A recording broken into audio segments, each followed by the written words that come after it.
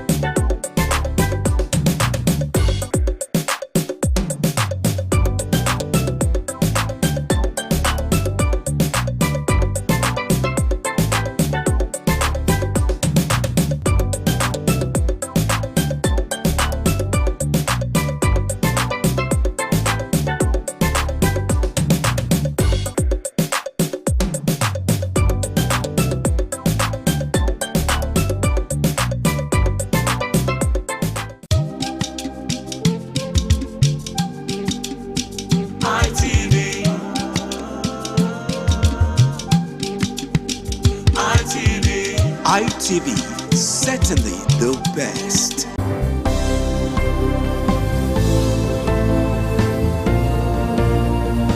Thank you very much for joining us on the program, Healthy Living. What is the kidney? The kidney is an excretory organ in the body, which is for metabolism. Tuberculosis affects many organs in the body, but the common ones it usually affects is the lungs. Epilepsy is a neurological problem. Okay. It is an injury in the brain, which causes someone to begin to convulse, to go into fits. It is curable, but the cure is a long-term thing. If you eat well and avoid those risk factors that will make your immunity to be down, then the risk of contracting.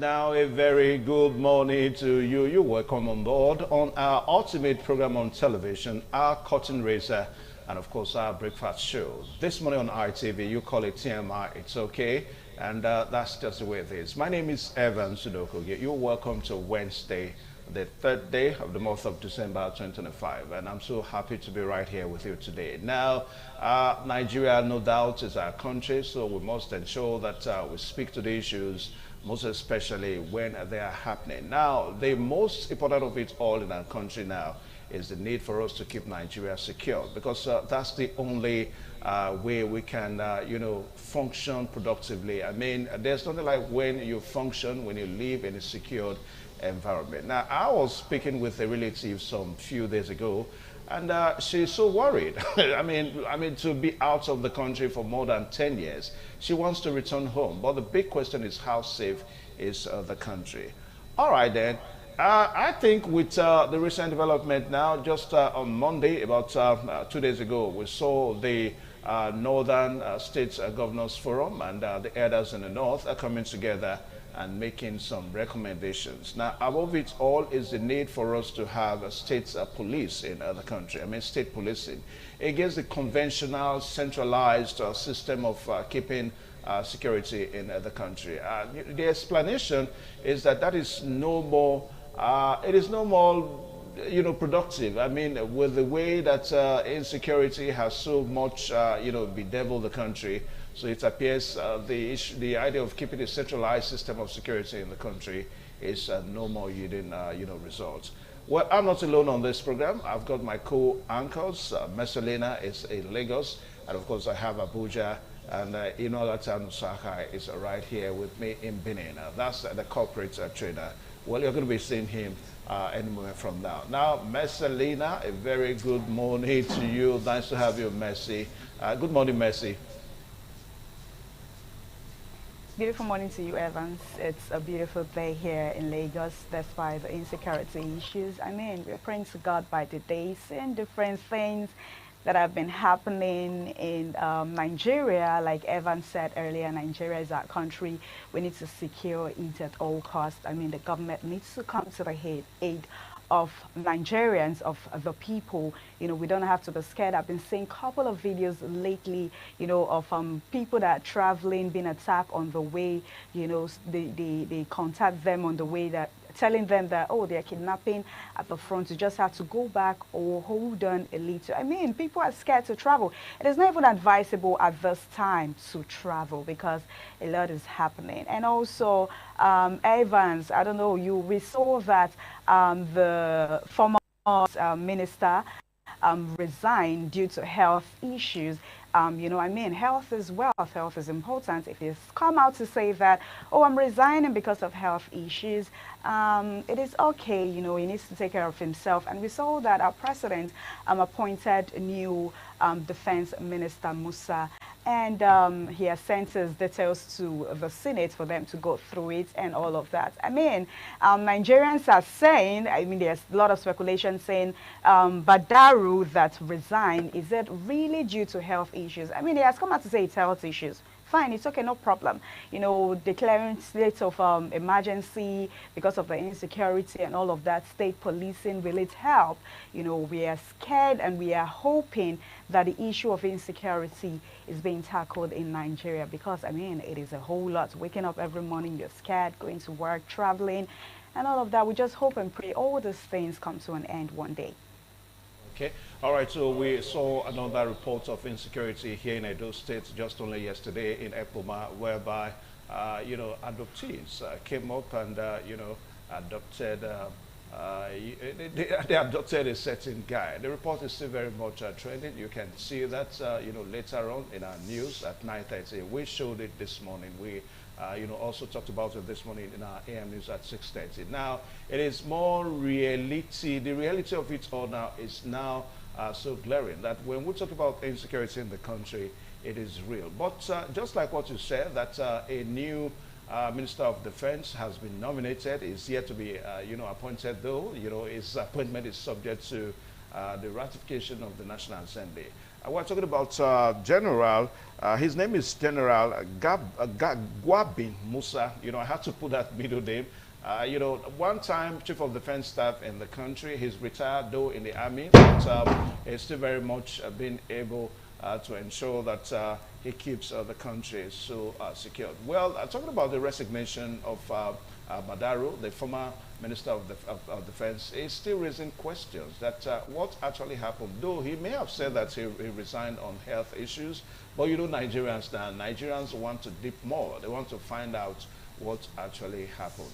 I think we should just go away from that now and allow this new retired General Christopher Musa, that has been nominated by the president now, and let's see how he comes through to ensure that he keeps the nation, secured. Well, talking about the Minister of Defense, all that he's going to be doing is going to ensure that he's going to be on policies to ensure that policy as relates to security in the country is going to be well carried out. So that's one thing that some persons are talking about. I mean, unlike when he was Chief of Defense Staff. I mean, as Chief of Defense Staff, he was in the forefront, and then he was in army uniform. But unlike now, he's retired. Though once an army, you may be retired, but you are still an army. So people are asking questions. I mean, being a former Chief of Defense Staff and now a Minister of Defense, the transition, can he?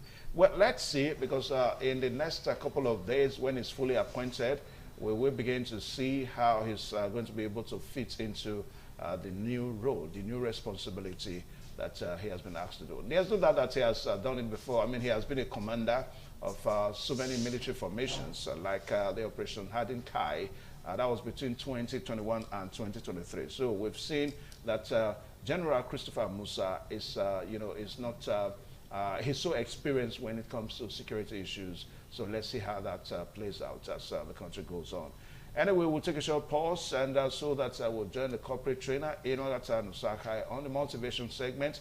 And when we return, we'll go straight to Lagos to meet Messelina, where we'll see the major headlines on our major newspapers this morning as we are going on. Then in Benin, we're going to be talking about what seems to be the latest now. I said it a while ago, why the governors in the north are making so many suggestions. So many recommendations were made on Monday on how to keep the country secure. So we'll take a short pause. We'll be right back. Please stay tuned.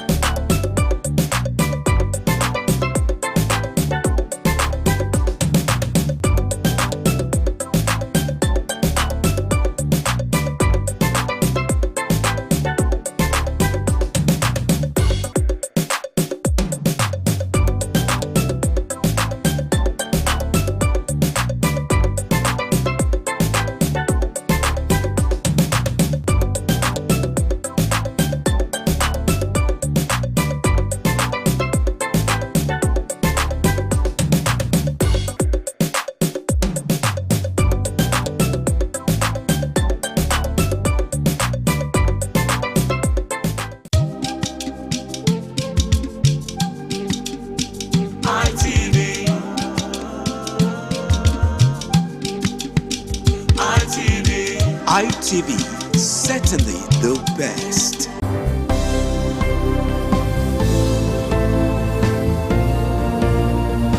Thank you very much for joining us on the program, Healthy Living. What is the kidney? The kidney is an excretory organ in the body, which is for metabolism. Tuberculosis affects many organs in the body, but the common ones it usually affects is the lungs. Epilepsy is a neurological problem. Okay. It is an injury in the brain which causes someone to begin to convulse, to go into fits. It is curable, but the cure is a long-term thing. If you eat well and avoid those risk factors that will make your immunity to be down, then the risk of contracting tuberculosis will be reduced. If you're healthy, then you're wealthy.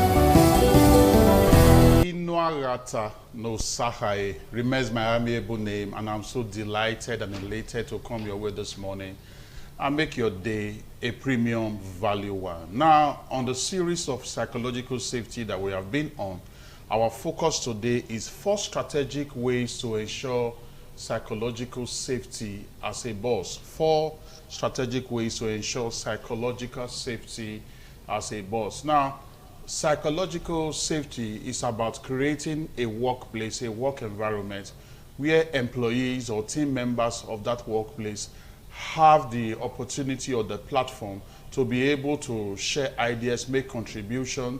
They are able to report mistakes and errors without the fear of being shamed or without the fear of being embarrassed. And that at the end of the day, ensure that every team member, every employee brings their A game to the table, and then you have a succeeding or a growing organization. 4 strategic ways to ensure psychological safety as a boss. Now, it is very important that as a boss, as a leader, you create an atmosphere where people have the freedom, they have the liberty to be able to contribute ideas, contribute innovation, be able to point out errors, report mistakes that they have made without fear of being shamed, without fear of being embarrassed. And the number 1 way you do that is for you as the leader to model vulnerability and humility. Now, it is a show of great leadership quality for you as the boss, to let the people understand that you don't know it all. You are not omniscient. You are not all-knowing. You know in parts. And when you make mistakes, own up to these mistakes. When you, make errors, own up to these errors. If you decide to show yourself as infallible, if you decide to show yourself as perfect, now the negative effect of that is that you are going to have team members that will be hiding the errors they make. They will be hiding their mistakes because you have used the body language, you have used your action and inaction to show to them that errors are not tolerated here. We don't make mistakes here.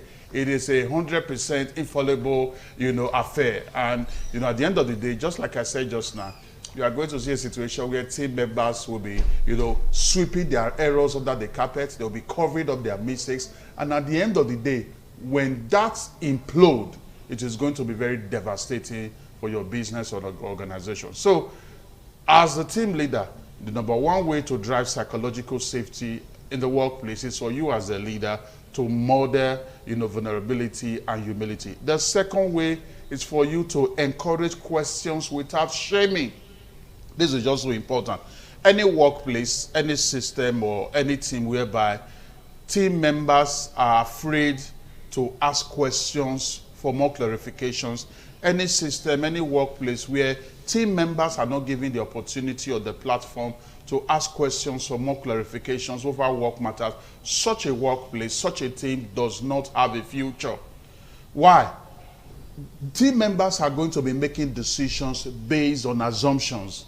And assumption-based decision is going to always negatively boomerang, on the team. It's going to negatively affect the team. So as a leader, it is very important that, you give room for team members to ask questions or clarifications. When you are holding a team meeting, as you discuss, as you move from one phase of the meeting to the other, it is important for you to solicit for questions so that, people will get clarifications on what is expected of them, what they should do, what they should avoid. And at the end of the day, you have a productive team, as a result of the psychological safety you have created. The third one is for you to enforce respectful communication consistently. Enforce respectful communication consistently. Don't tolerate a culture whereby people are talked down on. Now, everybody should have this culture in the system whereby, there is dignified communication, there is respectful communication, position notwithstanding. When you see that a particular team member or employee, is being talked down on, interrupt that and do everything possible to drive a culture of dignified communication where everybody is spoken to with respect. And when this is in place, when this kind of psychological safety is in place, team members are going to have the confidence to always bring their contribution to the table. They will always bring their observation to the table. And that is for the progress and advancement of your organization. Remember, we are looking at 4 strategic ways to ensure psychological safety as a boss. The 4th one is for you to create a blame-free learning environment. Create a blame-free learning environment. Now, mistakes are part of work. People will make mistakes. But what makes you a great leader is how you respond to a mistake or respond to mistakes that employees make in the organization. Even you, the boss, do make mistakes. So your response should be very strategic. And the strategic response to mistakes and errors of team members is for you to use those mistakes and errors as data points for improvement, not a tool for punishment. No, you should sit down and ask yourself, how do we make improvement? How do we ensure that this is not repeated, in the future? This is very, very important. Create a blame-free learning environment. People should understand that, they will not be victimized if they, take, initiative, that will help to advance the cause of the organization. And if in the course of taking that initiative, mistakes are made, errors are made, team members should understand that, they will not be victimized. This will help you, a long way to create a psychologically safe environment that will make every team member to bring their A game to the table. We have just discussed 4 strategic ways to ensure psychological safety as a boss. The first one I said, model vulnerability and humility. The second one, encourage questions without shaming. The third one, enforce respectful communication consistently. Then the last one, create a blame-free learning environment. I believe strongly that profound value, premium value for that matter, have been added to you today. My email is right there on the screen for you to send your inquiries, your questions across. And trust me, as I always do, I provide, the needed answer, and then we're able to build a better workplace for you, a better team for you, and then make you an outstanding and amazing leader that is always achieving the goals and objectives of his, system or workplace. I'll be seeing you next week, Wednesday. When I return, I'll remain the amiable. Ino agata no sahai. Your day is so blessed. Thank you.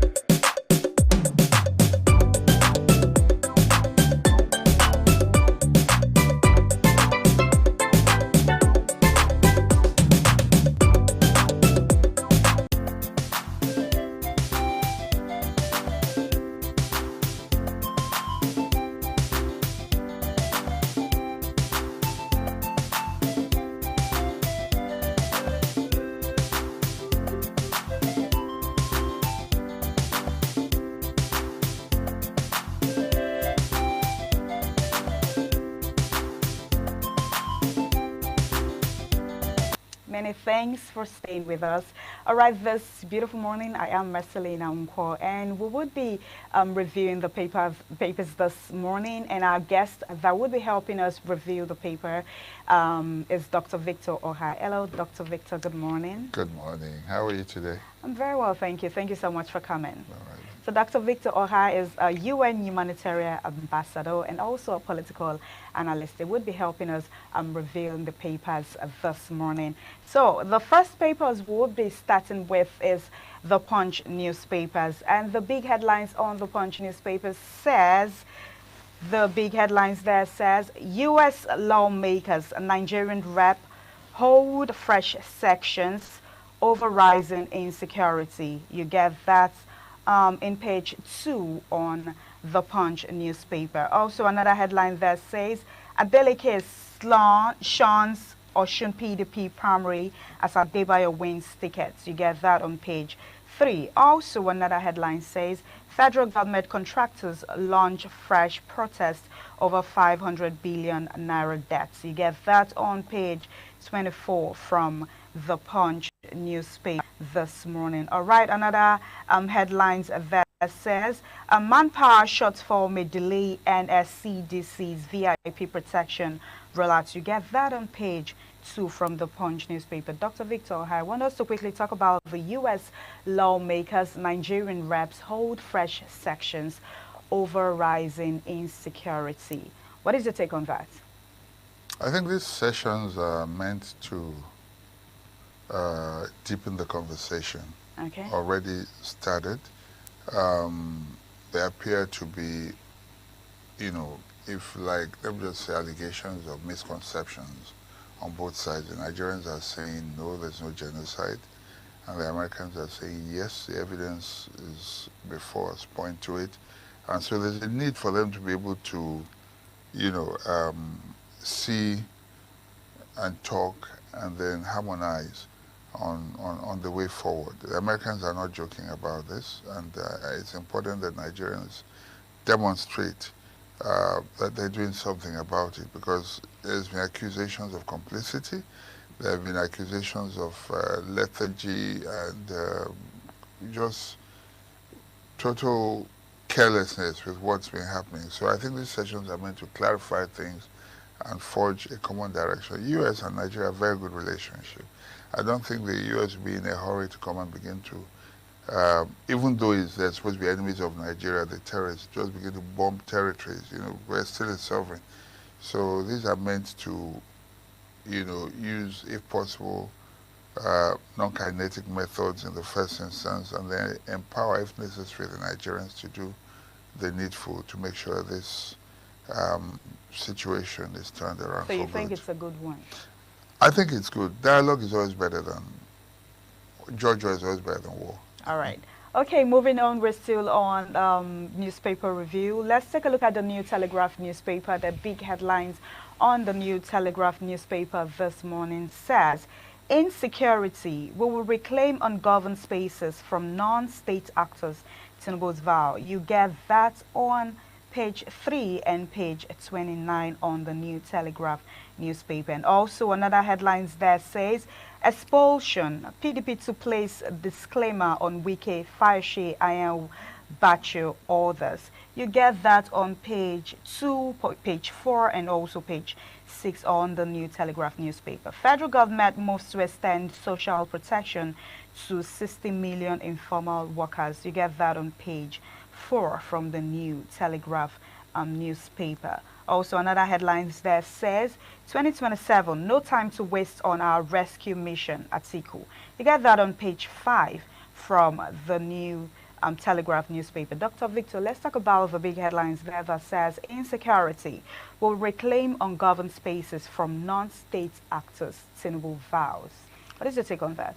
Well, finally, the government is admitting that there are spaces that are in control of the terrorists. They've been living in denial all this while. Facts that we already know, that there are places that are out of the control of the federal government and the state government. So it's a good thing that they have vowed now to reclaim those ungoverned spaces back. So I think it's a positive one. Like I've always said, and even when President Trump spoke, the thing is not to live in denial, but to admit what the situation is and confront it, heads on. And that's what I think the government is beginning to do right now. Okay. Yeah. That you think that is what the government needs to do at this point? Yes, and yeah. And All right. that's what they appear to be doing. Okay. Moving on the newspaper review this morning, we'll quickly look at the Guardian's newspaper. The Guardian newspaper, the big headline there says, chaotic Yuletide travels loom as 15 airlines face 65% capacity dip. You get that on page 6 from the Guardian newspaper this morning. Okay, another headline there says, Mba presents 1.62 trillion naira budget, Lord's Tinubu's economic policies. Okay, that is another headline there. And another one says, Tinubu made security chiefs nominate CDS Musa as defense minister. You get that on page 3 from the Guardian newspaper. Another headline there says, contractors protest disrupts ministry's activities over 760 billion naira debt.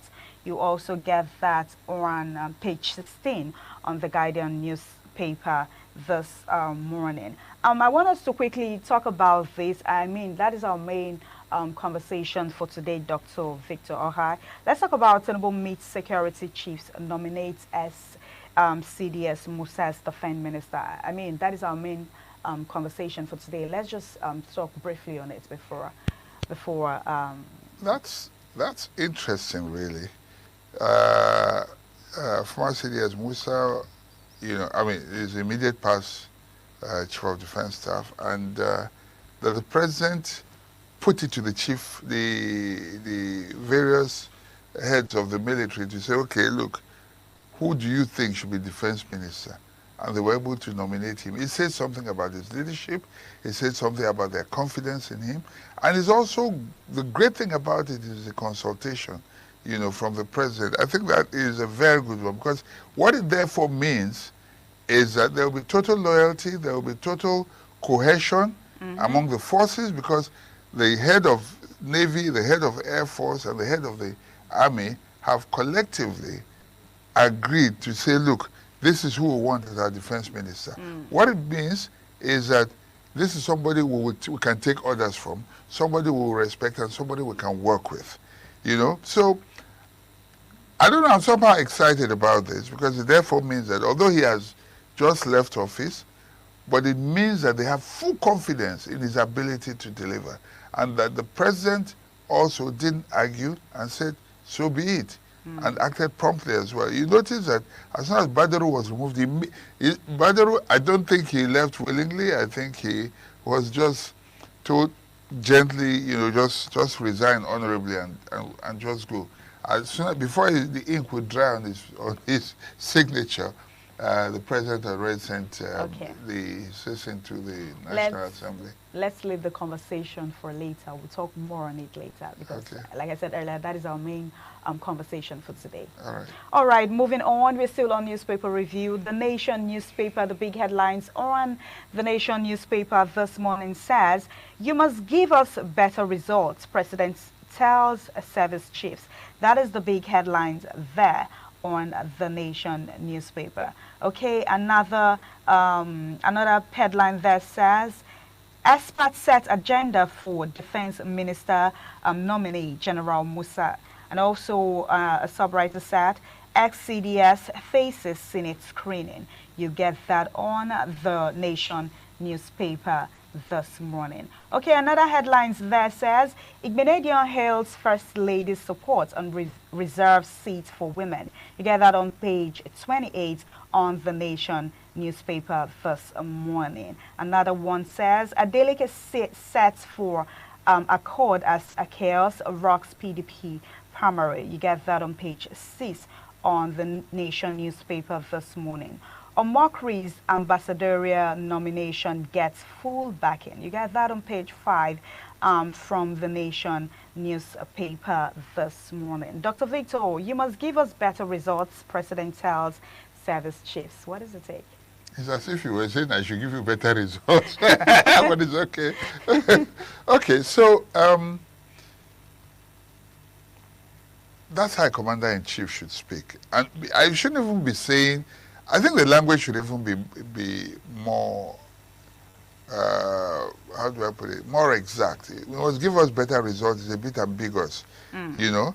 You should be able to set clearly measurable targets and goals, which is like saying, look, by January 2026, for instance, there must be no more kidnapping anywhere in Nigeria, for instance, okay? There must be all the militants, the known heads must either be captured or routed out of Nigeria. You know, so clear. But if you just say, give us better results, how do you measure better results? There's no proper way of measuring it. But I like the fact that he's saying to them, do something, but he can do better. Okay, thank you so much for that. They can do better. Yes. Interesting. Okay, let's look at the Nigerian Tribune newspaper. The big headlines on the Nigerian Tribune newspaper says, reps begin debates on state policing. Other constitutions review bills today. You get that on page 3 from the Nigerian Tribune newspaper. U.S. lawmakers meet on escalating violence in Nigeria. You get that on page 8 from the newspaper this morning. All right, another headline says, ASU, federal government reach agreement on 40% pay rise, autonomy funding. You get that on page 10 from the Nigerian Tribune newspaper. Let's talk about reps begin debate on state policing, other constitution review bills today. Dr. Victor. Okay, we've been at this issue of constitution review for quite a while now. But the good thing is that when the northern governors met over the weekend or late last week, they all agreed for the first time. They were those that were opposing the issue of state police before now. Yeah. So there was a consensus. I mean, now that they're feeling the heat and they know that, you know, things are getting worse, especially in their states, they finally agreed. And I think it's going to be smooth sailing. That particular bill will fly. And we'll have to see what comes with the others as well. Will there be state creation as well and the other items for review? But we'll wait and see. Yeah. Okay, let's wait and see what happened next. Okay, well, let's quickly take a look at the Vanguard newspaper. The big headline on the Vanguard newspaper this morning says, U.S. lawmakers disagree with federal government. That is the big headline on the Vanguard newspaper this beautiful morning. Okay, also MBA presents record 1.62 trillion 2026 budget of renew momentum. You get that on page 11 on the Vanguard newspaper. Say steps taken so far by federal government to deal with the problem insufficient. Okay, you get that on page 5 from the Vanguard newspaper this beautiful morning. Dr. Victor, let's quickly talk about the alleged Christian genocide. U.S. lawmakers this with federal government. What did it say? Okay, so as I said earlier, there's a misconception on both sides. The government on the one hand is living in denial and not, you know, accepting very obvious facts, that, which is one, that people are getting killed, that villages are getting sacked, and that churches are being attacked, you know, and that whole villages of Christians are being, that the aggressors are mainly Muslims, you know, and so yes, they also attack moderate Muslims, but also many of the targets are also Christians, you know, so, but the federal government denied it totally, and that's why the U.S. lawmakers are not very happy about this, because they have receipts. What I mean by receipts is they have evidences, and don't forget that this same people in this same administration and in the immediate past administration were the ones who first went to report to the U.S. government and Congress about the insecurity in Nigeria. So they first drew attention to it, so they cannot now begin to deny what they have said. So that's why there's a disagreement, All but right. I hope they settle it. Okay, thank you so much, Dr. Victor, for helping us analyze the papers this morning. Thank you for having Okay, me. thank you all our viewers for watching the newspaper review this morning. Do well to grab a copy and, of course, go through them. We're still on CMI. I am Marcelina Unkwa. We would be handing over to our Benin Network studio for the continuation on CMI. To stay.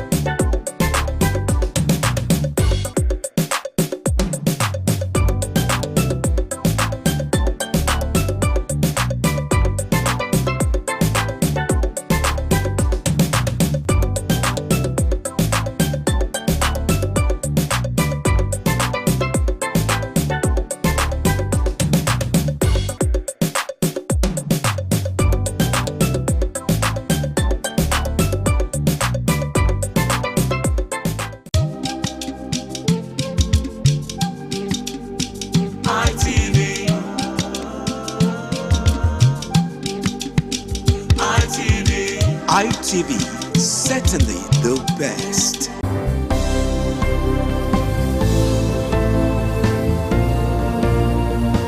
Thank you very much for joining us on the program Healthy Living. What is the kidney? The kidney is an excretory organ in the body, which is for metabolism. Tuberculosis affects many organs in the body, but the common ones it usually affects is the lungs. Epilepsy is a neurological problem.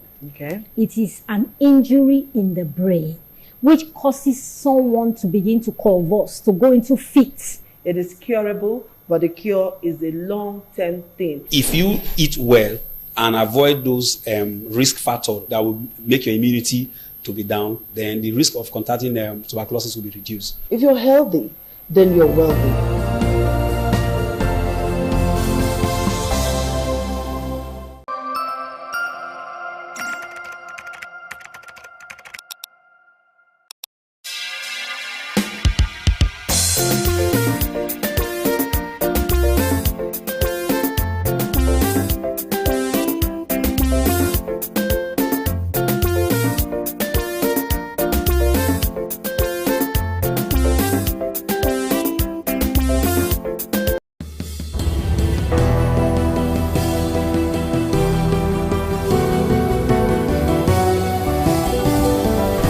Thank you so much for still being there. The program is still on your television this morning on ITV. Yes, we are going to start our discussion segment this morning on security because of the fight against insecurity. The fight against insecurity in the country is still very much on. So like what I said a while ago, that all efforts must be on deck to ensure that we complement what the government of the day is doing. Now, we have seen that a new minister for defense has been nominated, and he's still subject to approval by the National Assembly. And only on Monday, that's about 2 days ago, we saw whereby the Nigeria Northern States Governors Forum came together, and also some leaders in the north coming together in Kaduna to make some recommendations about the way to go forward in ways of fighting insecurity in the country. All right, so some of the recommendations they made is that there should be establishment of state police, and of course that has been a major talking point, for over almost about 5, 6, 7 years now in the country. The need for us to have state police in our country as against the centralized security system in the country. Then we also have the one that talks about suspension of mining activities, which is also a major talking point, because most of these insurgency issues that we are looking at in the north, they are as a result of mining activities in the north. Then also creation of regional security trust. Then also addressing root causes of insecurity in the country. Then enhance interstate coordination and also collaboration with traditional rulers. All this were the recommendations that were made on Monday in Kaduna when the Northern State Governors Forum met. Let's quickly take a short pause now so that we get you more prepared into the show this morning. Please stay tuned.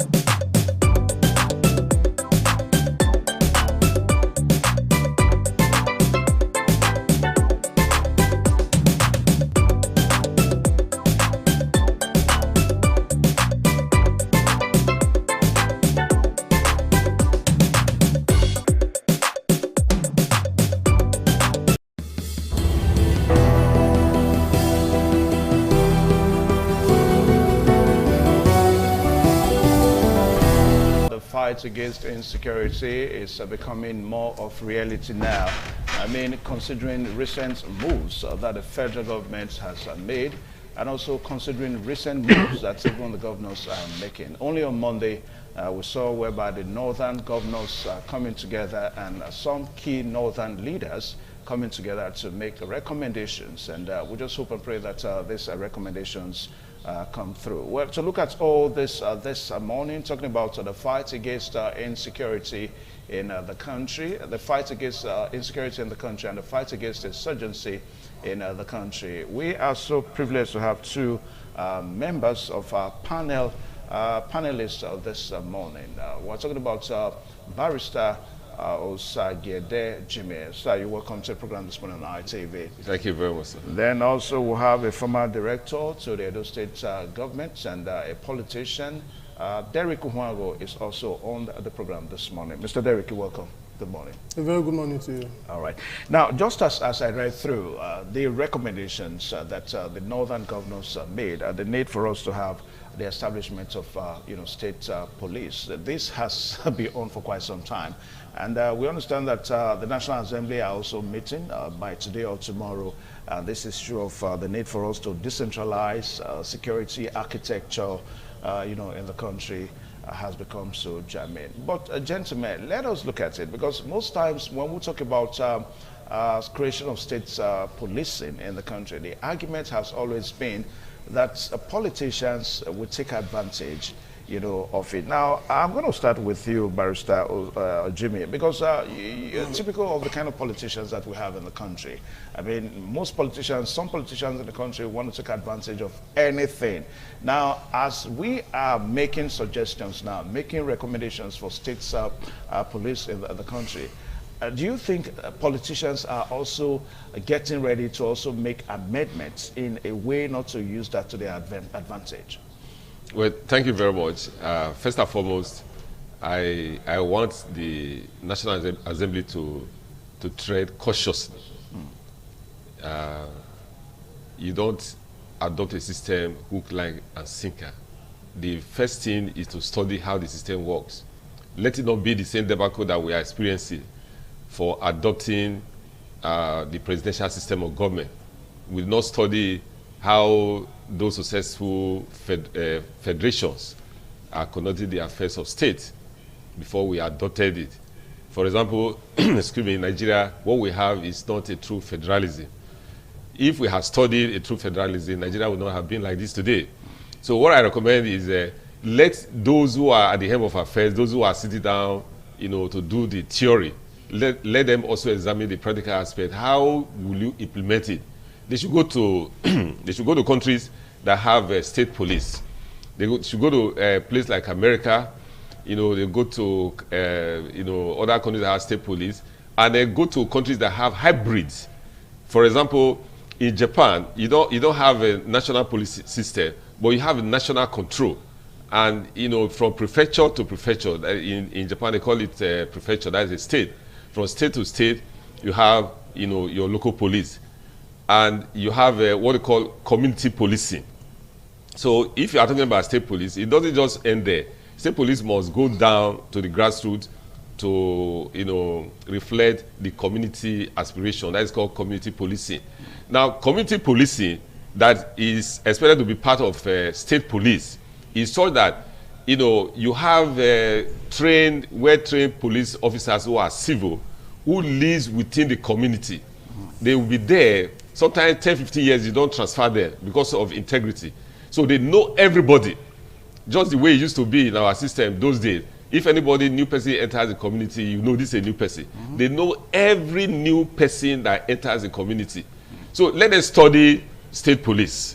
Let us study how it works. How are you going to finance it? Now, what is the implication for political misuse? What is the implication for favoritism? Now we are crying about the ease in society, a lot of accusation against the police. That is, maybe because it's a federal police. So if you are going to have state police, how is the governor going to use the state police? If you remember what happened in the last general elections, in those states during the governorship election, the police was even involved as candidates, supporting politicians to cut ballot into the boxes and the rest of them. That is federal police. So if you are going to have state police, those were allegations. we have practical experience. We are politicians. Derek knows what I'm talking about. I was at the police station when policemen came with politicians and we were shooting into the air. And by the arrangement of INEC, no armed policemen are supposed to go near the police station. They drove everybody away. Apart from some of us who had already won their unit before they came. So if you now localize it, you see it's going to be a terrible situation. That is not the problem that Nigeria is facing. Okay.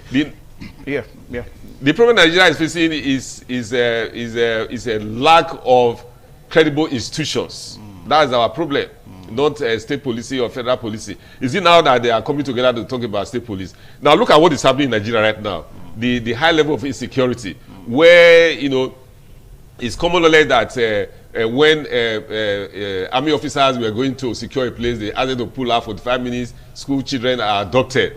Now, if you have state police, is it not the same thing? In fact, it's going to be worse. It could be worse. All right, let me pause you now. Derek Ohuango, it's a good one to know that we are looking at this issue today within the ambience of, you know, politics. Politicians not using, because from the look of things now, as a matter of fact, the National Assembly members have you know, said that they are going to make sure that they put the bill into passage, that there is going to receive, you know, a quick passage and all that. But the worry that a lot of persons share is the fact that let it not be that it will be a case of from fry pan to fire. I mean, we are trying to solve one problem, and of course we are creating another. Derek Ohuango, state policing is what we're talking about this morning. Yeah, the issue of state policing is a good one. It is obtainable everywhere in the world. State and local policing is obtainable everywhere in the world, except Nigeria. And the fear has always been that the political class should not use it to their own advantage with regards to election rigging and what have you. You know, as Jimmy Osagede mentioned earlier, we have experienced this big deal in Nigeria, even in Edo State, even in my election, you know. So, and not so long ago, the former Labour Party, the former governorship candidate, who is now governor of Edo State, he suddenly was killed in the airport, if you recall, when the vigilante guys attacked them, you know, while they were landing, you know, in the Benin airport. But having said that, state policing is a beautiful thing because it localizes security and puts the issue of securing lives and property in the hands of people of concern. Those who lives in a particular area, when put in charge of the security of that particular area, it makes things easier. They know the terrain, you know. They are more motivated when something happens to their own communal person. You know, they know the person one-on-one, and they'll be more motivated to go after whoever the perpetrator of that heinous crime or criminality might be. So it's a beautiful thing. There's nothing to be afraid of with regards to state policing. But my own recommendation is for the government to go a step further than giving legislative backing for state policing. Government must immediately also add a caveat to that parliamentary arrangement to also give room for private security to be established for those who are interested in going to private security. So that VIPs who would in turn want to take advantage of the local policing for their own personal, you know, security, not minding that perhaps manpower will not be adequate to go around. Now, when you say private security, what exactly do you mean? Because, I mean, we have some private security organizations, only that they are not mandated by law. They cannot carry firearms. So are you saying that... my own suggestion or recommendation is that the Parliament should go all out to approving all arms ammunition for the private security outfits who they haven't gone through the profiling processes, and the owners and the people, stakeholders in this sector have been deemed to be fit to handle private security, should be given the license to do so, so that the law will cover that on no account should any individual use either the federal or state police or local police for his personal security. Whoever needs security details should engage the private security, you know, sector or setup, as the case may be, to, you know, get private security, so that this local police, state police, will focus on securing the general, you know, terrain for which they are established to secure, rather than securing just a private individual in the name of, you know, VIP. This is my concern. But for the issue of worrying about how people might take advantage of it for their personal aggrandizement, that is the issue of state and local police. We should not worry so much about it because I believe desperate situation requires desperate measures. And we ought to have established this state policing as soon as we establish the federal government. Because operating a true federal system entails that all the state and local actors in terms of state and government and local governments should have, you know, absolute autonomy to secure lives and property of their domain or their, you know, local government, as the case may be. Okay. Now, Jimmy, there's, you know, I mean, good enough, we have 3 tiers of governments. I mean, we have the federal government, we have the states, and of course, we have the local government. Now, when we begin to talk about state police now, don't you think that local government is also, you know, trying to gear up that, okay, we can also begin to discuss our own? Because this whole thing, some analysts have the opinion that it will further you know, worsen the problem. It will further worsen the case. Just as what we are trying to say now, that state policing may be good, but the fear is that let it not be that politicians use it to their advantage. Because, you know, the 3 tiers of government that we seem to be operating, the local government, which is the last tier of government, seems to still be tied to the state government. So if at the end of the day we now say state policing, are you not seeing the local government, you know, also brazen up that, oh, we can also have our own police system too? Well, there's nothing stopping the local government from saying that they want their own police. But what my take on this whole arrangement is that Nigeria is not right for state police. Because areas where, countries where state police, like you mentioned, have succeeded, they have functional institutions. They have, you know, people who have integrity running institutions. The judiciary is excellent. You know, the president, the armed forces, and the rest of them. You see, right now, in terms of security in Nigeria, the system, security is so dislocated that what the federal government needs to do is to rediscover the security for Nigeria. Let the federal government. That is what is probably responsible for all this talks. No. What I mean is the insurgency, the banditry, the kidnapping must come to a very low ebb before you start talking about what are you going to hand over to the states? What are you going to hand over to the state to run their police? Are you going to hand over forests that are impenetrable because of bandits and kidnappers? Are you going to hand over, make a state government that is not able to, function properly in terms of financing institutions? To have a police in the state, to have state police involves a lot of finance.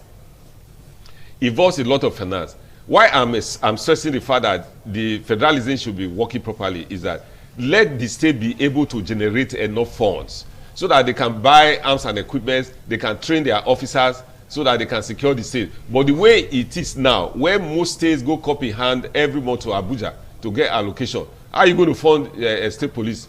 You know, the National Assembly should not be, bringing out laws based on agitations. They should bring out laws based on reality. What I see is not realistic. The framework for the successful implementation of state police is not even evident in Nigeria. For example, in the north, we are aware, it's common knowledge that there has been illegal mining, especially gold and other, precious minerals. Yeah. But the money coming from it is not going to the federal coffers. But in the Niger Delta, if you find anybody operating an illegal refinery, you go there, you go and shut it down, the rest of them. You see the dislocation. Now, if you bring state police, what is the police in Edo State or Niger Delta going to destroy those refineries or secure them? And is the police in the north going to destroy those mining institutions, stations or secure them? So the federal government must return the state to a stable security situation before you talk about state policing, so that they will have a place to start from. Nigeria is not, you remember me, I read the novel many years ago when I was primary school. The title is one of the stories is You Will Remember Me. It was a traveler that was going. And he was remembered because of what he did. Yeah. You know, so for instance, you are going to have a commissioner of police for your state. You are going to have in the the DPOs as we have. I don't know what they are going to call them and the rest. And you ask the the question. structure is going to cascade down. You asked the question just now. Maybe the local government is going to ask for. So the whole thing is going to be in disarray if it's not properly planned. That's why it's not ready now. Okay, let me pause you. Let me pause you there. Now, away from that, now, gentlemen. Other issues were also discussed on Monday at the governors, at the Northern State Governors Forum in Kaduna. Now, we have the issue that has to do with the suspension of mining activities, just as what Barrister Jimmy said. Now, the Northern Governors Forum recommended a 6-month suspension of all mining activities to curb the funding of criminal networks by illegal mining and allow for an audit of licenses in consultation with the governors. Now, it's been said often, Derek Wango, that mining activities in some states in the north is largely responsible for the insurgency. As a matter of fact, there are allegations that suggest that these illegal miners, they collaborate with some foreigners. Those foreigners bring in arms and ammunition in exchange of the solid minerals and all that. And after they have gone, those are the arms and ammunition that they use in perpetrating the insurgency in the country. Now, what is your take? I mean, for the Northern Governors Forum to suggest that all mining activities has to stop for 6 months, don't you think it's going to have an economic implication? Because whether we like it or not, there are some things that, revenues that come in through those mining activities. Before I answer that question, let me react to what Jimmy Osagede, earlier stated concerning state and local policing. Nigeria not being ready or ripe for it. I think is seeing this situation from a pinhole. You should look at it from a very broad perspective, seeing that lives and property have been lost since 2009 as a result of insurgency. And we are also not unaware of the fact that military and policemen are not motivated enough to go after these insurgents, mainly due to the fact that they are not from that terrain. As a result, they are not adequately motivated. Also because those that are affected are not their kinsmen. They are not their locals. You take an Igbo man to the north for the purpose of military conquest or policing, he will not be as motivated as a Dan Ladi who lives in Kano, whose brother has been kidnapped in his own terrain. Even if he had just a penknife, he will go into that bush so long as he has the authority of government to go and attempt the rescue operation for that individual. So in other words, the police personnel seems not to be committed. You cannot be as motivated as you ought to be. You are Evans, you work here in ITV. Yeah. If you are posted for maybe a special duty somewhere in Abuja, it will take you time to acclimatize. It will take you time to get used to the workings. You might never get used to it. Okay. Because now, it's not your terrain. That is before I answered the main question. Now, the question you asked me is if the stoppage of the mining activity in the north, for the next 6 months. 6 months will affect, will have an economic effect. Yes. The answer to that question is that stakeholders are saying that it's going to have economic effect. The answer to that question is that it will not have a macroeconomic effect. Okay. All right, so let's quickly take a short break now. The program is still this morning on ITV, and we're looking at one of the recent of it's all the fights against insecurity in the country, whereby northern governors met on Monday, and they made some recommendations, very, very outstanding recommendations that we are following here. We'll be right back. Please stay tuned.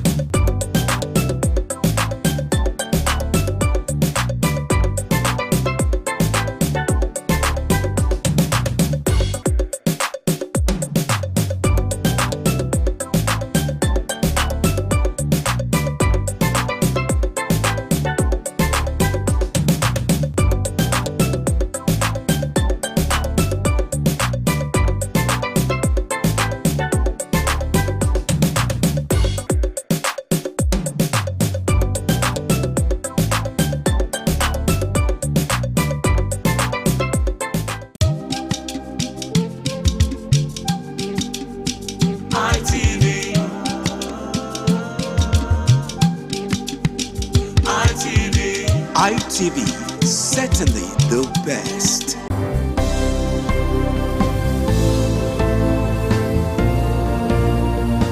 Thank you very much for joining us on the program, Healthy Living. What is the kidney? The kidney is an excretory organ in the body, which is for metabolism. Tuberculosis affects many organs in the body, but the common ones it usually affects is the lungs. Epilepsy is a neurological problem. Okay. It is an injury in the brain which causes someone to begin to convulse, to go into fits. It is curable, but the cure is a long-term thing. If you eat well and avoid those risk factors that will make your immunity to be down, then the risk of contracting tuberculosis will be reduced. If you're healthy, then you're wealthy.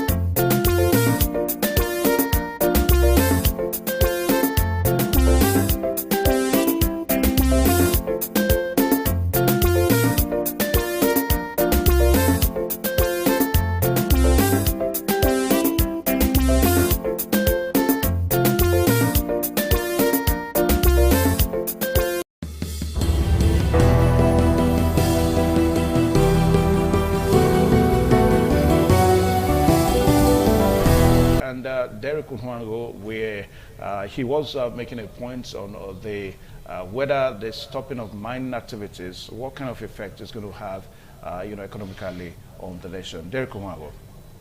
I was saying that most of the mining activities in the north are being carried out by private individuals, community leaders, retired officials of the states, and serving officials of the states, be it in the military, armed forces generally, So it will not have a macroeconomic effect in our economy, but rather it will greatly affect several pockets. So the process of 6 months will give a leverage to government to adequately regularize this mining activity. Having said that, to also use this medium to say that all countries all over the world, most of them operate this local policing. Countries like America in the 19th centuries had security challenges in the Wild West, and sheriffing system was introduced. Sheriffing system was like a local vigilante head who is the first point of call when a security challenge occurs. Yeah. And is in charge of securing lives and property within that community. And when the issue is getting out of hand, he quickly send a telegram, to the state troopers. For backup. And there are several segments of armed forces or policing system in other parts of the world. Well, there's the FBI, there's the state police, the LAPD and what have you, and there's the local sheriff. And all these systems are practiced all over the world. Like I mentioned earlier, if we are a federating state, we should actually allow the federating component to hold sway in a federating state like Nigeria. And state policing is one of those components that actually allows a state to truly function as a federating state in a country. All right. Now, Barrister, you talked about a while ago, your concern was if the state governors are going to be financially endowed, I mean, it may pose another financial problem to them. But what the northern governors are saying is that there's going to be a creation of a regional security trust. Now, the governors, approved the Regional Security Trust fund with monthly contributions from each northern states and its local governments to fund joint security operations and interventions. Now, because from the look of things now, it seems that the northern governors may be restricting this suggestion to the north because they are creating their own security trust fund now. So we do not know whether other governors in the country are going to, also key into it. But to kind of react to what you said, now, if, funding state police is going to be a problem to the state governors, don't you think creating a security trust fund will also salvage, help in that direction?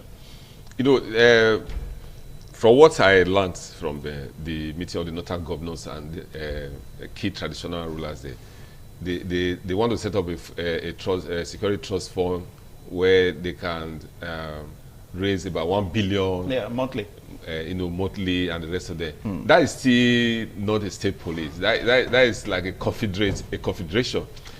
State policing is the state is independent of policing the state. Maybe the sheriff, like you talk about. You see, the model. My worry, state police per se, is not bad. My worry is the modalities. What is the modus operandi?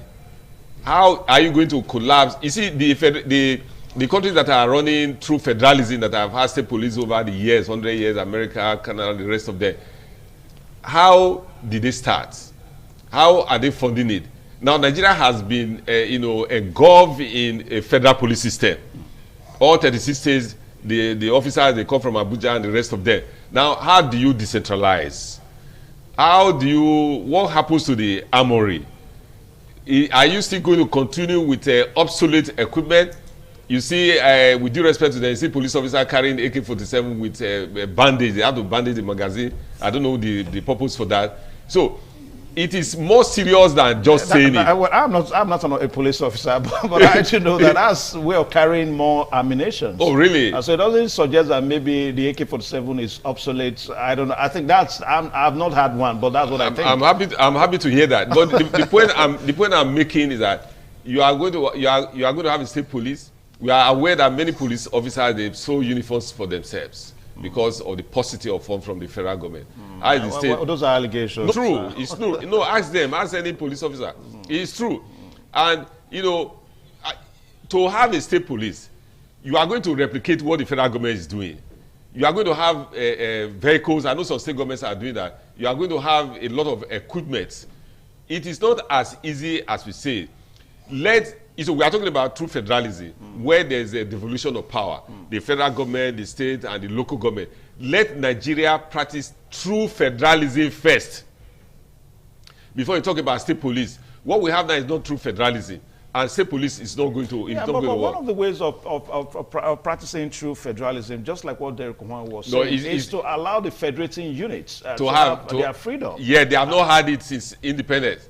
Nigeria, I'm the same age with Nigeria. Imagine 65 years they have not had state police. Are you just going to jump into state policing? Let's return. Let the federal government remove some items from the exclusive legislative list and put it in concurrent. Let the state government have ability to, although there are legislation to that effect, but it's not practical now. Let them be able to run their seaports. Let them generate money. Let derivation. Let the federal government collect tax from oil, not collecting the oil and giving peanuts to the state. So that is how you embolden the state to raise enough funds to have, state police. Now, you are talking about state police. Where are the people who are going to run the state police? For instance, if the bill scales through National Assembly, are they being trained now? Are you going to poach? All that will come. Don't you think so? Are you going to poach from retired officers?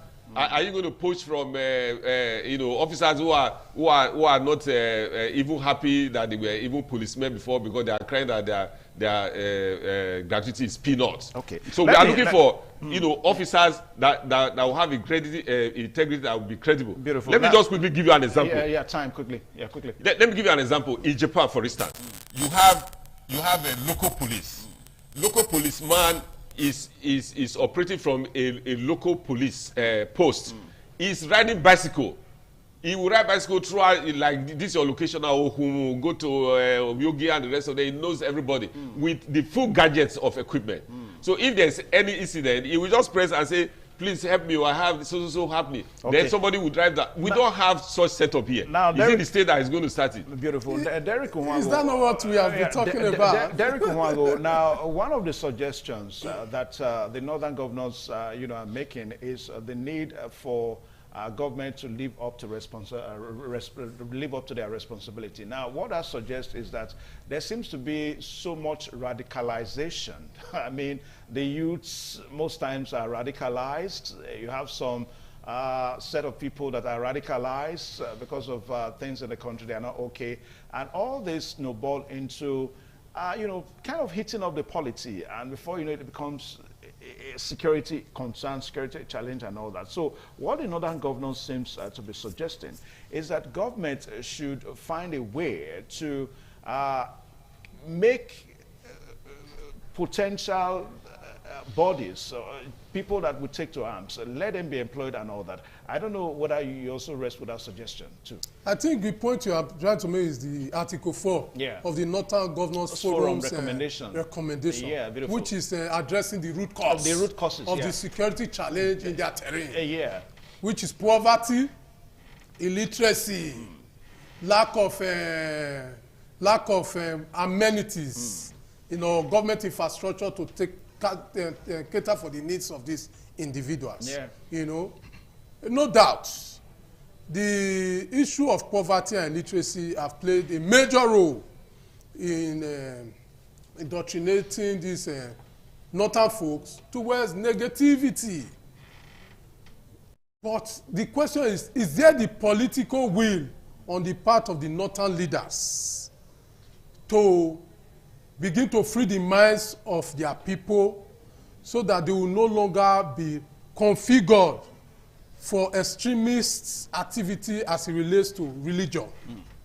You will also recall that the Middle Belt Elders Forum came together barely 48 hours after the Northern Governors and Leaders Forum met to dissociate themselves from the core Northern agenda.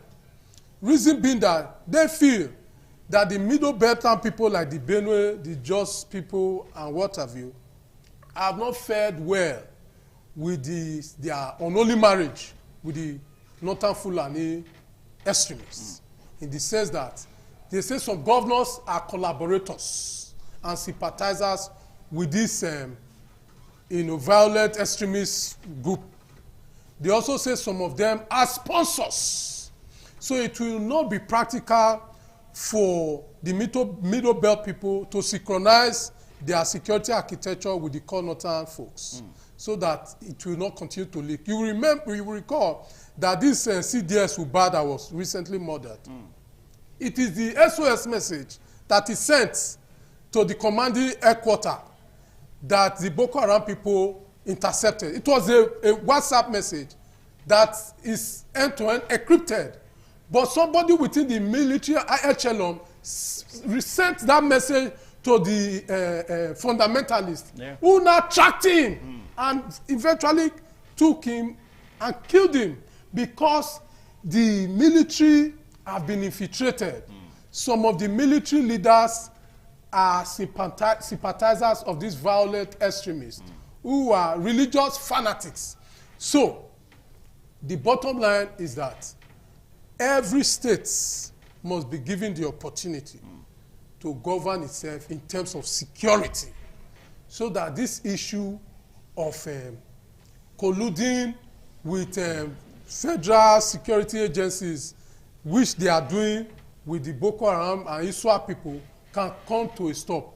Everybody will be able to nip their challenges in the bud with regards to securing the people in their domain, if they are given the opportunity to govern themselves in regards to state policing. I believe this is the best way to go. Okay, now as we wrap it up now, I'll just allow 30 seconds each, because from the look of things, gentlemen, I mean, we're discussing what the Northern Governors Forum are recommending. And Derek Umang also said that just about 48 hours after that meeting on Monday, we also saw another gathering of the Middle Belt Governors Forum and all that.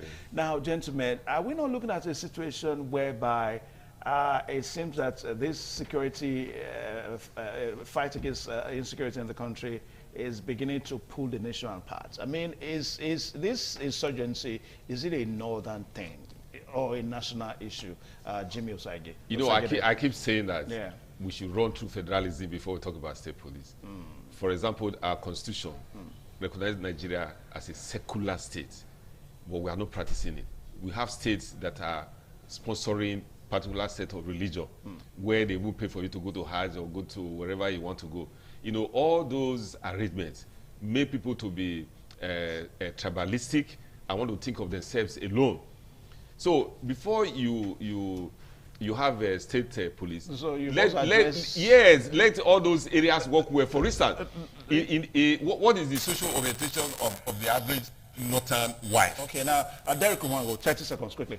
For me, I will advise the state governor of Edo State to quickly distribute the arms that were hitherto seized from the vigilante people. Profile these people and give the arms back to them to secure our communities. Because proactive vision, they say, is the beginning of strategic wisdom. We must employ proactive means towards securing lives and property instead of reactionary measures. Let us focus on solving the problem before the problem comes to our doorsteps. Okay. All right. So we anchor the discussion here this morning. Meetings are still ongoing, and what we just discussed here today happened on Monday, and we understand that all that series of meetings are going on. As a matter of fact, the members of the National Assembly, still on the verge of, reviewing the Constitution, are still talking. Talking about this state police thing and all that. So we'll see how it all comes through, because the last is not heard yet.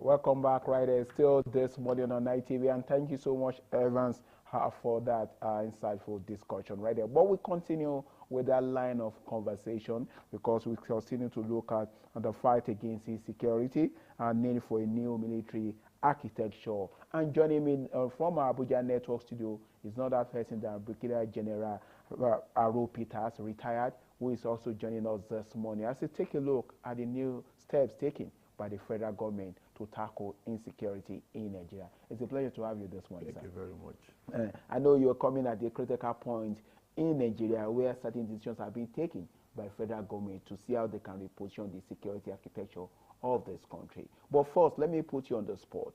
The appointment of General Christopher Danjuma as the Minister of Defense. What is your own take on this?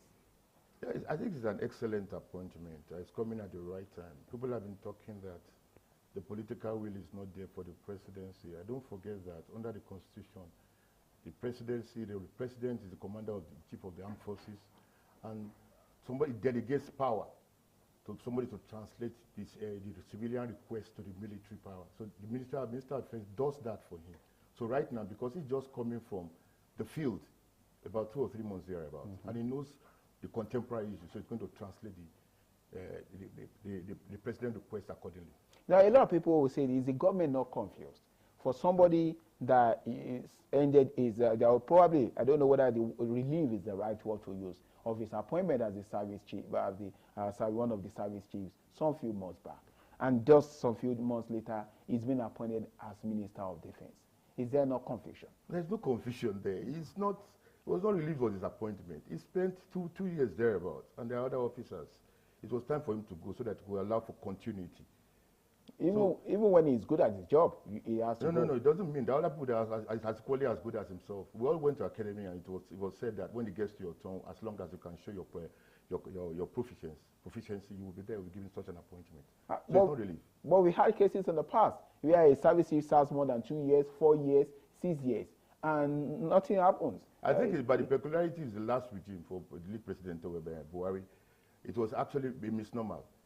It stagnated a lot of things in the armed forces, and that one should not be encouraged. So what the presidency did, or the president did, was fantastic and excellent. So in other words, when you take a look at the roles of service chief, each service chief is not supposed to spend more than 2 years. But any time a government decides to allow a misnomer, just like you said, happens, it's not good for the growth of the military. Excellent. I think this presidency, the president realizes that there are other officers that are upcoming and equally as intelligent and things like that. That's why he did what he has to do. Now let's take a look at the security situation of the country. Right after President Donald Trump made a statement about the Christian genocide, there's been an upsurge in the series of insurgency being experienced. Do you think there's a correlation between the statement made by Donald Trump with what is happening right now in Nigeria? Actually, there's a correlation, and you will not blame the presidency for that. Nigeria is complex. I mean, if for no reason you start changing, start taking some decisive actions, people will bring it, they will bring a kind of religious coronation or north-south coronation. It's an opportunity for him to rejig the security architecture. It's a very good time, very good time. It's not about that. He knew he had to do something about it because of the problem that we're having, but he wanted the right time to do it. But let's take a look at some decisions taken in the past. When we had President Olusegun Obasanjo in charge, there were some far-reaching decisions he took, which many years later, people are still condemning. Some said because he was able to take that because he had a military background. The DOD massacre, the IBM. Now, the case of President Bola Tinubu, when it comes to some issues coping, being able not to take that kind of decision, people have been saying, probably next thing a week later. What do you think about that? Do you think the decision taken by President Obasanjo back then is the right decision, and any successive government should have taken that kind of decision when it comes to insurgency? Maybe I should correct one. There was no massacre in Odi. Okay. The appropriate action was taken against those people that were very unruly. And don't forget that General Theophilus Danjuma was the Minister of Defense. So you see, he knew what to do. He knows how to translate the civilian request to military power because it's in the military. You know, for instance, he had the courage of telling the president the truth, and he will have the authority of telling the military the truth. You get what I'm talking about? Yeah. So there's this balancing. So he has to take such actions. And President Tinubu, well, he's coming from a political background, and he has to be gradual. He has to be gradual so that they will not think he's trying to be authoritarian. So it's a gradual step. Now it has gotten to the tip now that he has to take precise decision, and he's taking the right step, because this officer just left his field. He has not been polarized. He has not been influenced. He's non-partisan. So whenever the president tells him, this is what I think, it's either he advises the president rightly, and he tells him, he translates it to what the president, to the military, what the president wants. They will not go and give him nonsense. You tell them, my friend, I know what is actually happening. This is what I want. And he gives them directive. This is how the president wants it. So there is no partisan. He doesn't have any ambition. There's no ulterior ambition. And maybe I want to be the governor tomorrow. No. It takes the action in a very smart and logical manner. Now let's talk about the way Nigerians see Christopher Danjuma. A lot of Nigerians don't like him. We've seen him talk in so many fora, and we're like impressed that this man seems to be knowledgeable. But away from the facade, let's come to the nitty-gritty. There were some rumors about during his tenure. There were even, though it's not confirmed, a purported coup that transpired, though we didn't get to see the light of the day. That beside this facade, does he have what it takes to be able to lead a complex nation when it comes to that defense as it is right now? He's not leading a nation. He's acting on behalf of the president. Yeah. And the problem today is the challenges we have about banditry and insurgency.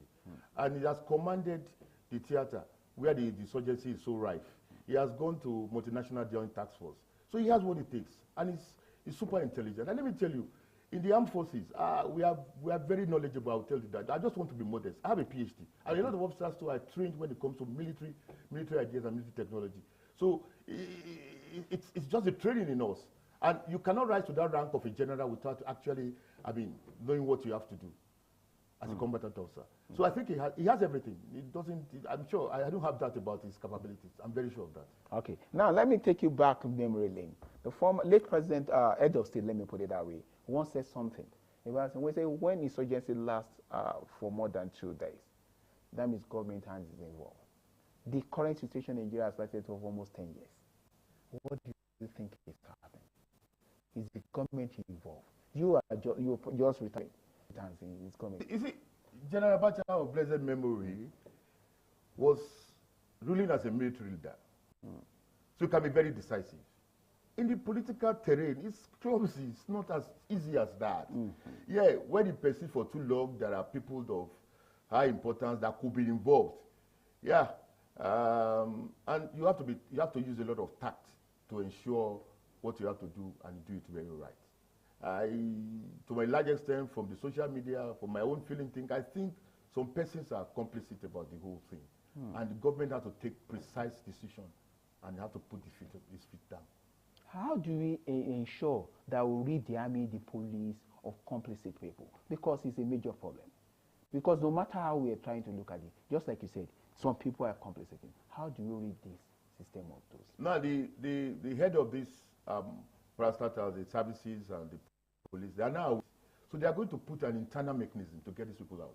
I will not say what I think they should do now, because by saying that, other people will know that there are a lot of tricks to doing it. They are smart officers. Now the public is aware that there are some moles around them, so they will know what to do. I can show you that. Now let's take a look at our military power, the ammunition that we have. A lot of people have said we don't have sophisticated ammunition. We don't have what it takes to tackle the bandit, we have obsolete equipment. You have served in the field. Do you think the equipment we have are obsolete? Not enough to tackle what is facing us? Everything is procedural. You know, like everybody said, we are initially not trained for asymmetric warfare. Okay. And our defense policy was not tilted towards asymmetric warfare. Break that down for us. Okay. Defense policy, it's a written document that tells you how to employ the armed forces to actually curtailing some problems in the country. Now, a military man is coming. He's going to adjust the defense policy accordingly to what is happening. You know, usually we were trained with respect to conventional war. Okay. That is a country fighting another country, someone trying to invade you. Then there are standards to such things. You have the section in the military, you have the platoon, you have the battalion, brigade, and they are equipped with all classifications because of a conventional war. Now it's a symmetrical war. I'm so sure what they do. It's not because he has the defense council. He's going to ensure that he fine-tunes the defense policy such that what is necessary to fight the asymmetric warfare, we will fight it. Everything that's being procured that is not necessary for this warfare, we will not procure it. You procure what is actually necessary. So we don't have inferior weapons. That's the truth. Okay. Yes. Okay. Let me give an instance. Okay. You have an anti-aircraft weapon, for instance, to fire the aircraft down. That is about minimum of about 8,000 meters, right? Now somebody is now using it on the direct road, fighting human beings now. Now he knows that is what these people do. He's going to make sure that our troops, the minimum weapon we carry, will be able to counter what they carry. So it's a very good thing. It's a very fantastic thing. But if somebody was not knowledgeable about the military doctrine, he will not understand that he has to tweak something to ensure the soldiers get what they have to get. So with what we have right now, do you think we have what it takes to counter, to be able to deal with these injustices? Do you think we have what it takes? My dear, we have it. I was in Liberia, I was in Sierra Leone, I know what I was talking about. It's just, what you did? This is just the tonic we need in the whole thing. Because the confidence of Nigerians seems to be ebbing. Because you talked about Liberia. You know, I've seen videos of Nigerians when they were in Liberia, how the respect they have for Nigerian soldiers. But it seems we are gradually losing that. We are battling to tackle this thing within our home, not to talk of even going outside the shores of this country. We are not battling. Yeah. Let me give you the instance. Okay, what is happening in this thing, Guinea-Bissau? We have a ECOWAS standby force there now, stabilizing force. The Nigerian heads it. Yeah, the Nigerian troops are there. And that's why the presidency could say they want to give asylum to the opposition leader and it's go to the Nigerian embassy because of what we have. Our national power is there. There's just, the unfortunate thing is that there's complexity here. Religion-wise, regional-wise. If you catch somebody and it's dealt with, somebody tells you he's a Christian, he's a Muslim, and things like that. Imagine if somebody, with due respect, I have to make reference to Sheikh Gumi. He's coming to say the terrorists are their kids and kin, and he has a child in the army. It doesn't make sense. Is he supposed to come out and say such things? It's discouraging. But the presidency has to be careful because if he tackles it the way the Nigerians want it, they will say no. You have to be put beyond reasonable doubt that these are intents. So it's a gradual thing. It's just a gradual thing. I love the way the presidency is handling the whole situation. But I can assure you, with this appointment, a lot of things will change. You just talk about Sheikh Gumi, and a lot of Nigerians think that man should have been dealt with. That he's talking too much. Do you think we have handled the issue about Sheikh Gumi the proper way? Yeah, this is democracy. And democracy is the rule of law. And I think they know what they are doing. The DGDSS is very competent. They know what they are doing. At the point in time, I think they will clear it down. They will know what they have to do. Interesting right there. We've been talking with Brigadier General Aro Peters, retired, and on issue concerning the recent security act, decision taken by federal government and the way forward for Nigeria. And now, look with what the decisions that have been taken by federal government right now, and with the issues that we have, the Christian genocide, because we've been accused about the government being complicit in genocide in Nigeria. Though a lot of people do not agree with that, I feel that there are so many things that are also happening when it comes to that. And you talk about the complexity of decision when it comes to decision taking. Somebody said something that we need a madman to rule Nigeria. Do you agree with that? Because you just talk about some of the challenges you face when it comes to decision taking, that you need a madman to rule Nigeria. I think that is not an appropriate word. Okay. Because you can't be insane to be a democratic leader. That will actually go against you. Because they will not say, they will say they don't have the mental stability to rule Nigeria. We just need a decision like this so that they can be decisive. Right? I understand where the president is coming from, and if you understand some people, when opposition, I'm not partisan, but I can see that why is the coincidence just like what happened to Jonathan, President Jonathan? Exactly. Towards the end of his tenure, they start bringing a lot of problems. Yeah, the president understands the gimmick and everything, and there are some inordinate ambition of some people that are with him that he believes that he has to pull them out, and somebody that is not partisan to come in to take right decisions. I think with this, everything will be solved. I can tell you, I can assure you that. This inordinate ambition that you mentioned has been happening. You just mentioned Goodluck Jonathan experiencing this. All of a sudden, kids are being kidnapped in one place or the other. There's like since laxity, since political system, and also this new appointment, Christopher Danjuma said something about fencing our border. That it will help to curtail this thing. Do you think that is one of the solutions we need? Well, I think let me address the first one you talked about, kidnapping, and I think it is now business. And you see, when you have too many places that are ungoverned or governed spaces, I think I have to blame the governors too, and the local government chairman. If they make governance visible in this place, it should not be ungoverned. People will not have the confidence of taking there and using that as a place for hostage taking. So the governors too, they have to up their game. Yeah, they have to up their game because there are some areas that are left ungoverned. Nobody goes to inspect, nobody does anything, nobody's informing. The plantation we had in those days have been abandoned. The government will find a way of trying to penetrate these places. And if they cannot, let them use the forest guards. Because before even the government approved the forest guard, there have been some forest guard that has been existing. Yeah. Let them use them, put them there, let them find a way of occupying that area. If that place is not occupied, nobody gets in there. That's the truth. Nobody gets in there. You see, we can't leave everything for the federal government. The state has to do its own thing. Some states have some militia, or will I say, some state security apparatus.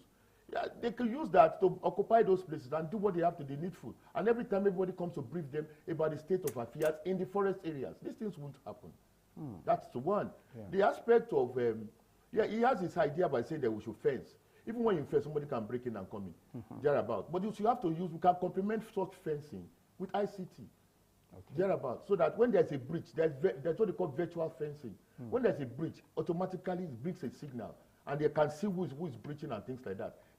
You get a rapid response person to do something about that. That is where the Minister of Interior now comes to play, because he has to coordinate the immigration. Yeah. He can coordinate immigration and civil defense and everything, so that they can actually be contiguous to the armed forces and the police. Interesting right there. You said something, the Minister of Interior, I know he's also being a vanguard of asking for our borders to be fenced. He's also being. And there was a time I also went to the Ministry of Interior before this present minister came, and they showed some of the security architecture that they can be able to monitor some parts of Nigerian border right from here in Abuja. But how come we've not been able to put those things into use when it comes to protecting the country? There's one thing to monitor, there is the next thing to take action. You monitor, then you put a rapid response force somewhere. It doesn't have to be the army. Okay. Just like we have the Marine in the Francophone countries. Yeah. The forest guards can take action. The immigration can take action. The army can now come in to support them thereabout. So, with what is happening now, you see, the presidency would know the word of Musa, because he's going to call the presidency and talk his mind, and wherever he gets it, because he's just an advisor to the president, and he translates his civilian ideas to the military idea. All those unnecessary procurements will no longer be there. What can be used to fight the war will be procured. I can assure you of that. Okay. And before I let you go, one other area definitely we also want you to talk more about the fact that in recent polls, the South is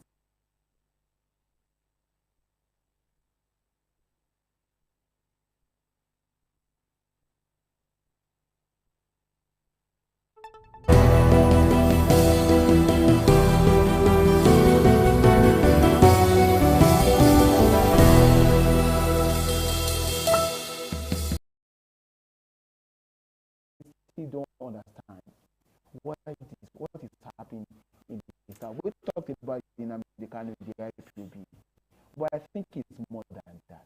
What is happening in the Southeast? I think the president has to call the Southeast governors and the elders and the traditional leaders and tell them and divided and tell them that when you make your porous and vulnerable, you pay the repercussion. Your children get on board with the repercussion. That is why I'm repeating what is happening.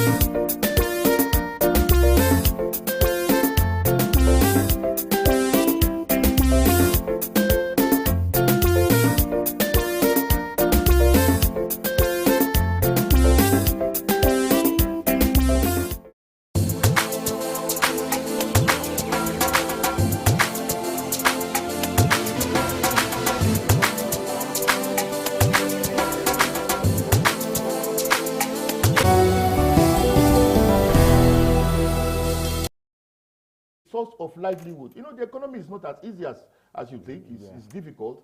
I mean, with this kind of terrible economy, and somebody now sees a better opportunity of kidnapping and making money, it just takes it as a way of life, of livelihood. And let me tell you something.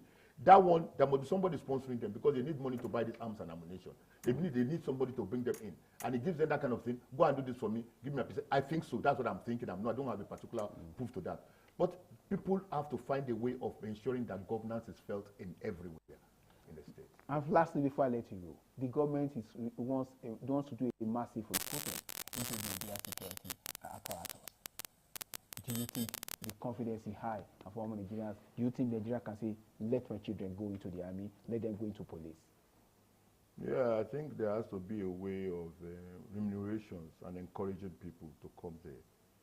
This is for the future. You cannot include them and deploy them immediately for the future, but there has to be a welfare package that will encourage people to come. Because without a welfare package, nobody will just take it as something that's not. Nobody will want to send aside to die. So thereabouts. So the government has. It's a needed thing. It's needed. If you look at the number of our population, about 250 million, and we have about 300,000 armed forces, it doesn't really make sense thereabouts. So it has to happen, but government has to find a way of trying to encouraging them to join. I must say big thank you to you, Brigadier General Aro Peters, retired, for joining us this morning and giving us insight into it. And I just hope that in the coming days, we can be able to also share that enthusiastic spirit of yours when it comes to the appointment of Christopher Danjuma as the Minister of Defense. And hopefully, some of the things that you have in your head, it can really be able to actualize it. Thank you so much, sir, for joining us this morning. So that's going to be the size of the package from the Abuja Network Studio. I will link up with our Abuja Lagos Network Studio as the conversation on This Morning on ITV continues.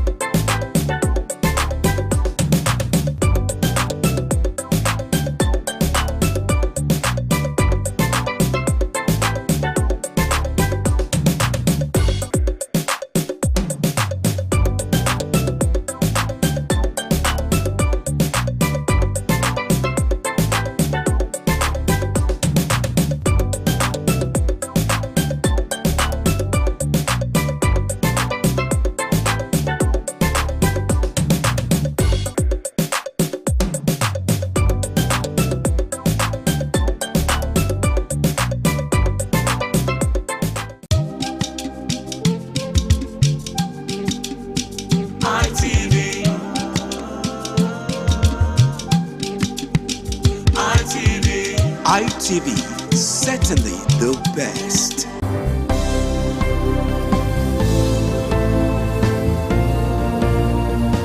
Thank you very much for joining us on the program Healthy Living. What is the kidney? The kidney is an excretory organ in the body, which is for metabolism. Tuberculosis affects many organs in the body, but the common ones it usually affects is the lungs. Epilepsy is a neurological problem. Okay. It is an injury in the brain which causes someone to begin to convulse, to go into fits. It is curable, but the cure is a long-term thing. If you eat well and avoid those risk factors that will make your immunity to be down, then the risk of contracting tuberculosis will be reduced. If you're healthy, then you're wealthy.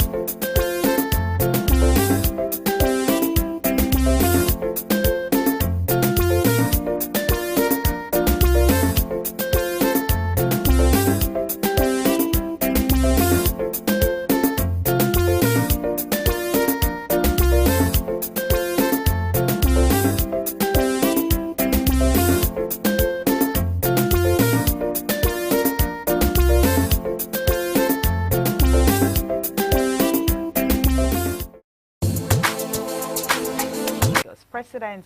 Okay, we saw that the Defense Minister Mohammed Badaru Abubakar, a former regional governor, stepped down as Defense Minister, citing health reasons. I mean, health is important, he said. That is the reason why he resigned from the position. And Bola Ahmed Tinubu, our president, has nominated a new Defense Minister General Christopher Musa amid rising insecurity, Nigerian kidnapping, banditry, violent attack across the country. And also at the same time, the debate over creating state policing has intensified with governance and civil society demanding more localized security solutions if it will help.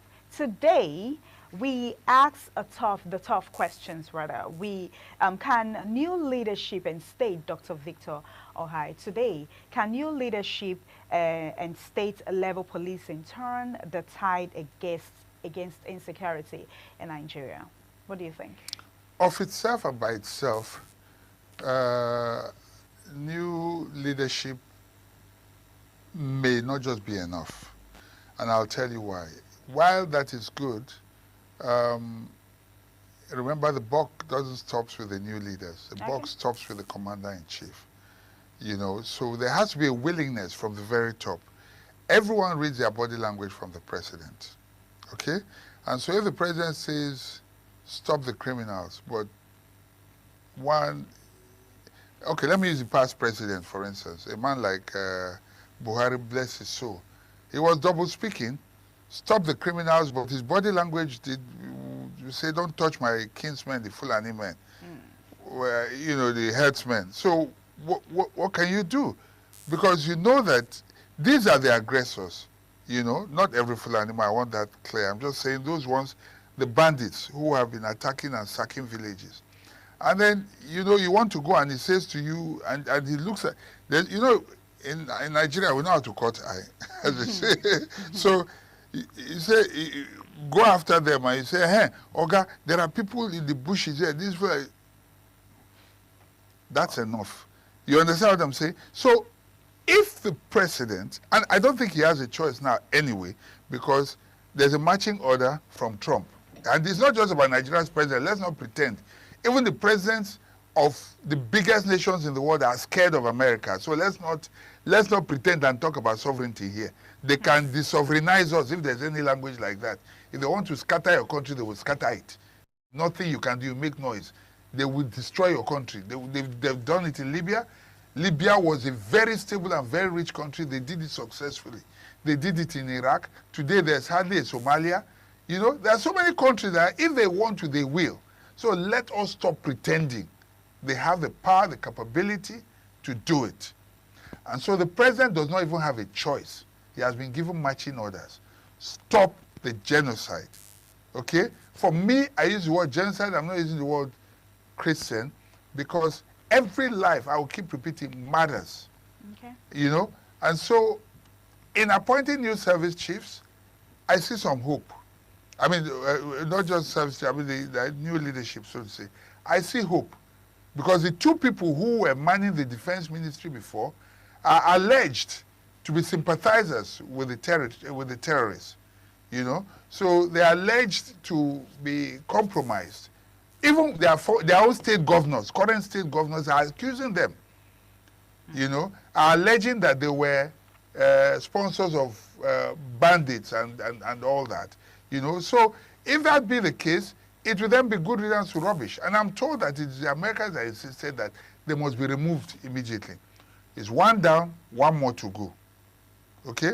And I'm hoping that the Minister of State, Matawale, also leaves as quickly as possible. Let's have a clean slate. So we'll talk about new leadership in that sector. And the new leader, okay, how he came about, fortunately, we saw in the newspaper reports today, is that the service chiefs were asked to nominate, you know, someone for the defense ministry. And they collectively, unanimously, nominated him. Yeah. And what does that say? That was a man who was doing the job. But probably, you know, it's like somebody's running, just you put your leg and it stumbles and falls. These Probably the people who have been removed now were the ones, or the person who has been removed now. I hope the second one is removed also, and I say so without any fear of contradiction or whatever. You know, they were the ones probably holding back his hands. And I think they may have, the reason he was removed may not have been because the president really wanted to, but they may have impressed the president to remove him because he was acting, he was doing the job. And he has every reason anyway to rout out these bandits. And you know why? Because he comes from, he is from Kaduna State, from those areas that are prone to banditry and villages that are being sacked, whole communities being sacked and wiped out. He's from those areas. And so it will be foolhardy of him not to go after these bandits, after these terrorists, and after these criminals, you know. So now he's in a position. So I think as long as the commander-in-chief on whose table the buck stops,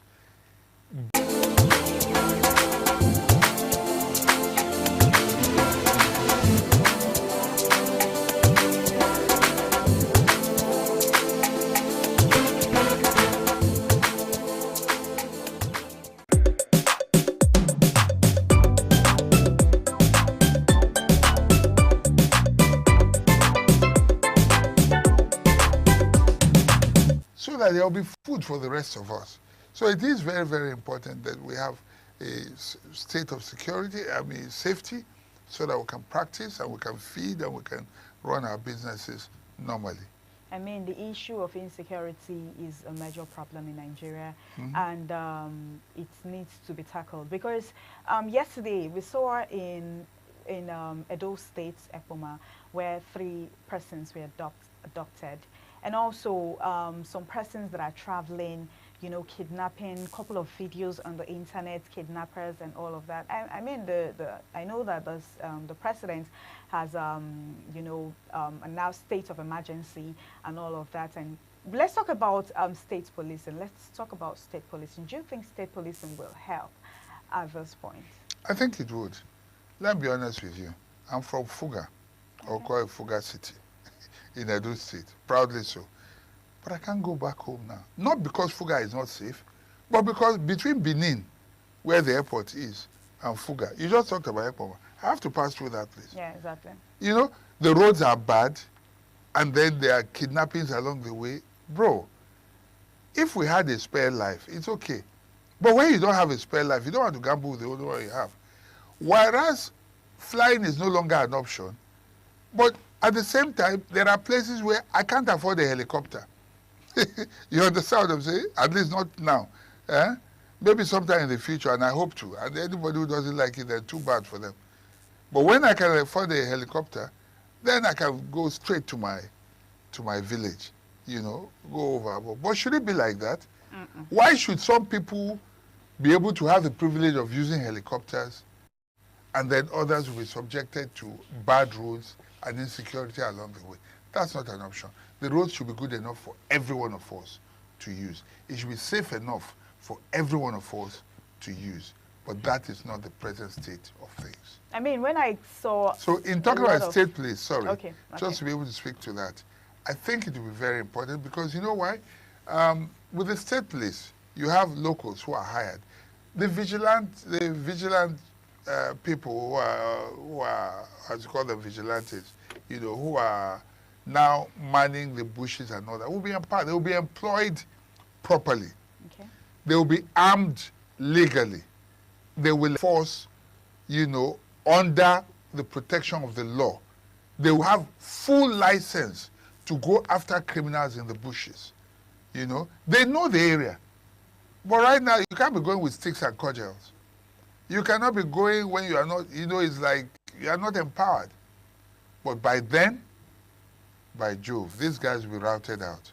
I welcome it wholeheartedly with my chest.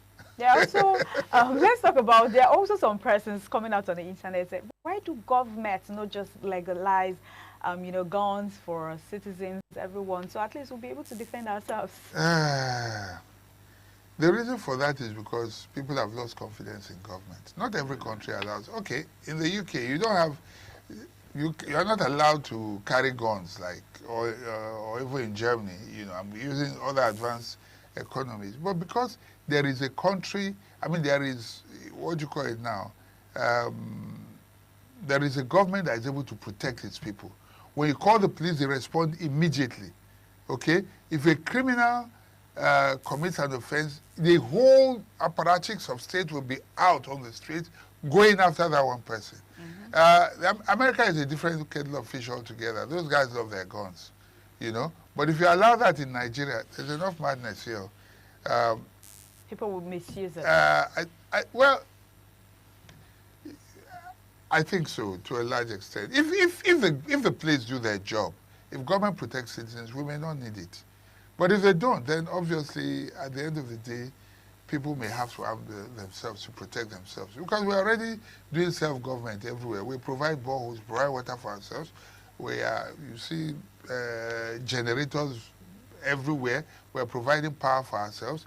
Many people have to tar their streets themselves. So self-government has been on, and I don't see why not in the area of security as well.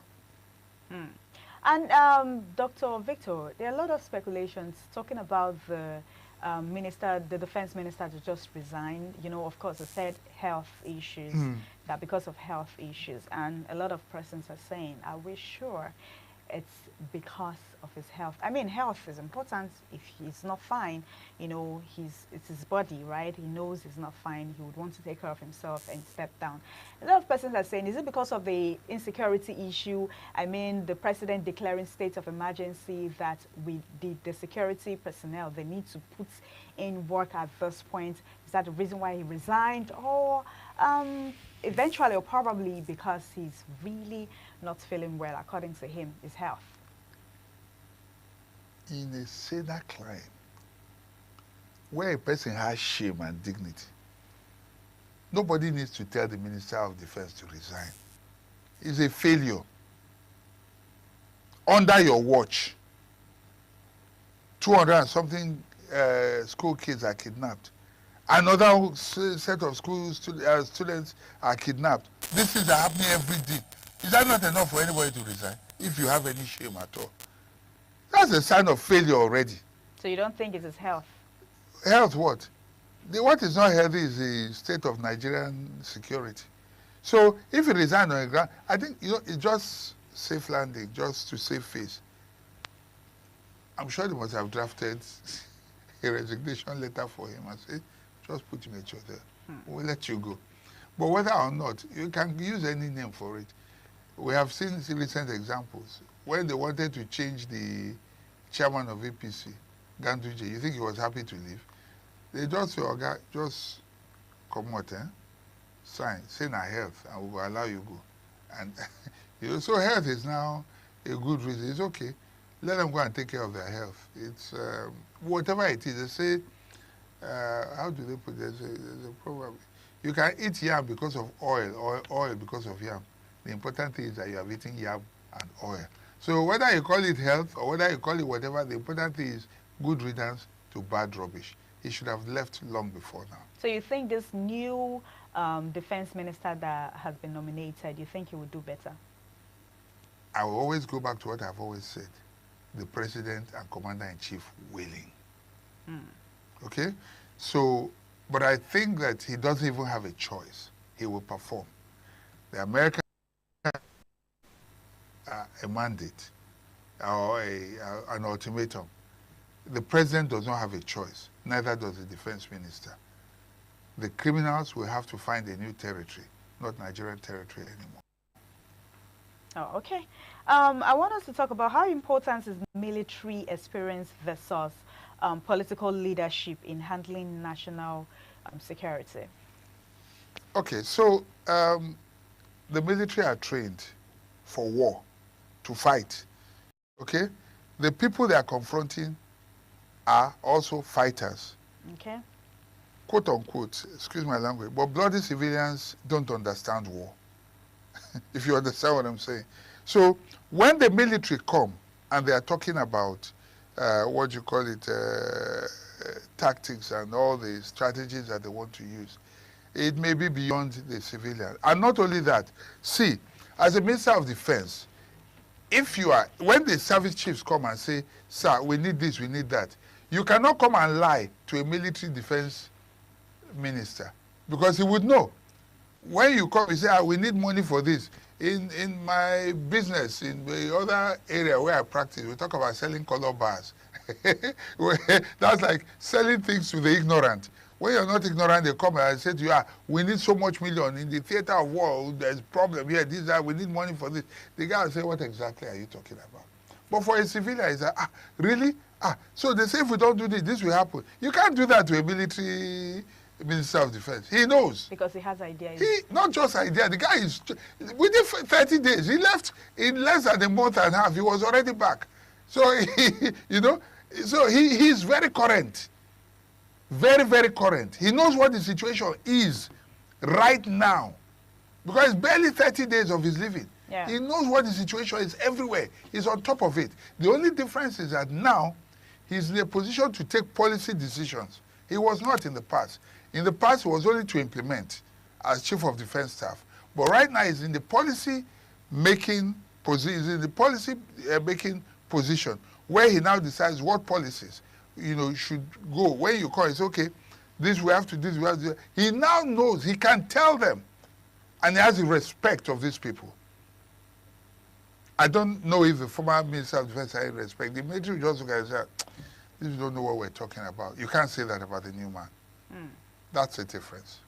You have confidence in this new person? I do have, and I think the president does. The defense chiefs have, so who am I? They dominated him. So who am I not to have confidence in him? So we just hope and pray that things get better at this point. Beyond hoping and praying, we know that things will get better. I give you reasons. Trump has spoken. The president has no choice. I keep saying it, even with glee. Before now, they were playing politics with it. They don't have a choice now. They don't have a choice. You understand? So I'm very happy with that. So Trump has spoken, the president has no choice, and Daniel has come to judgment. So I'm sure that something will happen. So Dr. Victor, I want us to talk. There's this speculation alleged that some politicians, some government officials are working with, sponsoring this bandits. What would you have to say about that? It's obvious now, it's clear now. We've been hearing these things all the time. We've been hearing it all the time. People have told us, and we are hearing it all the time. And when you see a man like Gumi moving up and down, nobody is arresting him. You think if Gumi was an Igbo man or somebody from the south, he would be walking the streets free? He will still have his head on his shoulders? Obviously not. Some people are more powerful than the state. Gumi is one of them. That is the other president we have in Nigeria. No, we have just one president. Excuse me. I withdraw that. I'm sorry about that. It's okay. You have spoken well.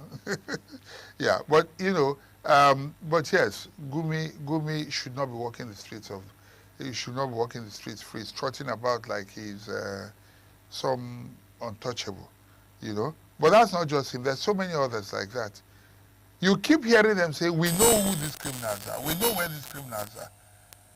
What does that mean? Is that not being accessory after the fact? Me as a bloody civilian now, I tell you I know where the armed robbers are. I know who the armed robbers are. The police will not let me go free. Sure. They will come after me. They'll say, oh, so you know the people that did this. If you witness a murder, you saw it and you know who is responsible, and you keep quiet, you're an accessory after the fact. That's what it is in law. And we see people openly saying they know who these people are. And they are going to talk to them. They are saying, so there are people complicit, obviously, in government. Yeah, a lot of persons agree with the fact that they are negotiating with these bandits. Like, how can you be negotiating with bandits? It just tells you the bandits are more powerful. You don't negotiate with anybody that if you are stronger than somebody, you simply give them marching orders. Or in the case of criminals, you rout them out. But when you negotiate, it means I beg, make we talk.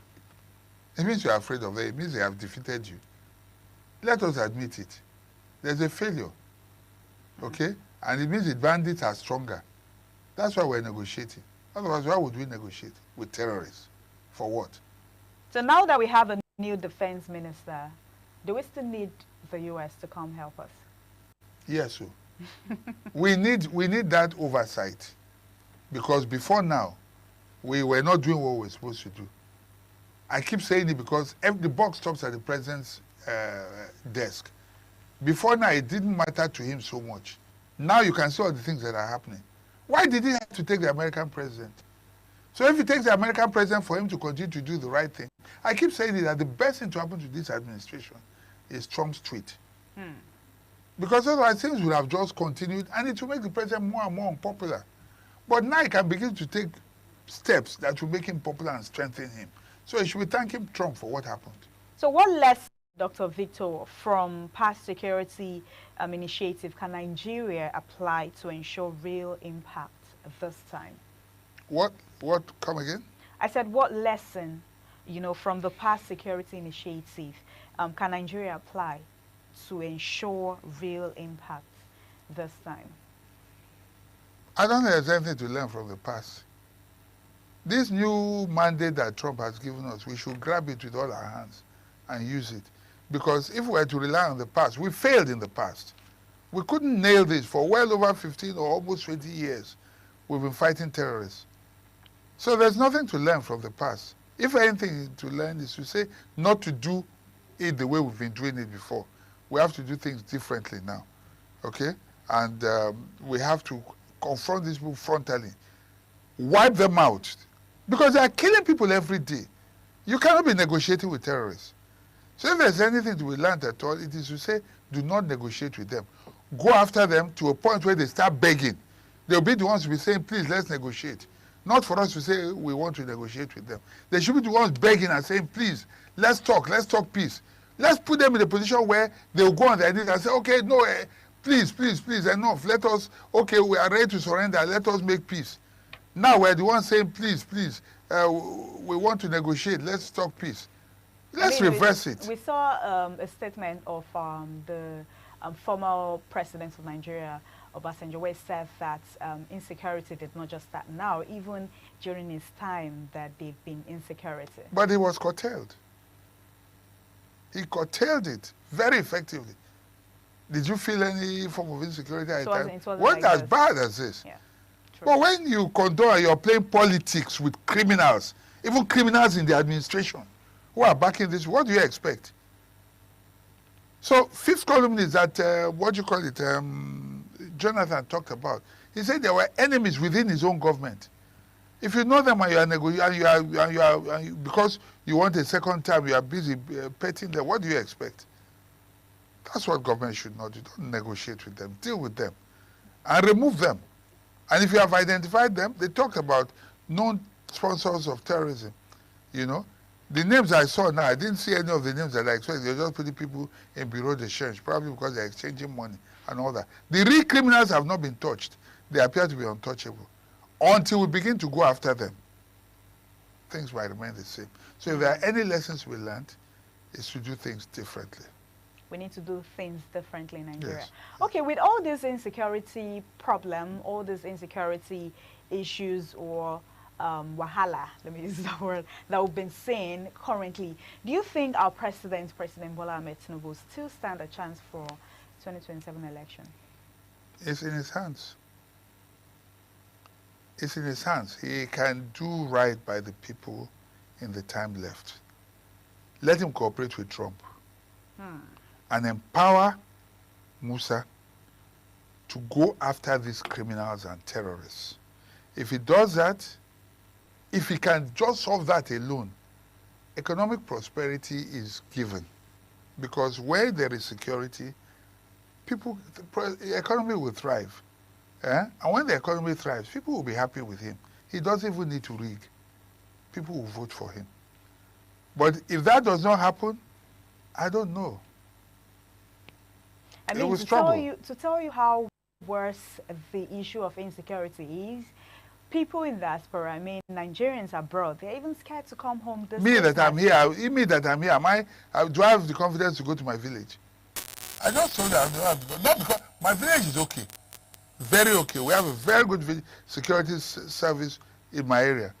But between the airport and the village, that's where the problem is.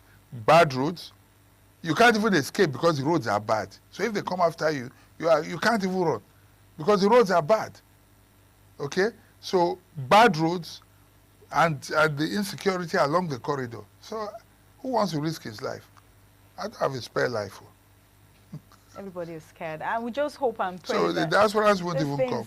get better. Because, yeah, they've been saying it. A lot of persons, they're scared. Yes. Even from Lagos to Benin to even within the states, they're still scared. Those who will stay in Benin is okay. You just fly from Lagos to Benin, and then stay within the confines of Benin. Dr. Victor, but should it be like that? But Dr. Victor, it's not everybody that even have the money to fly.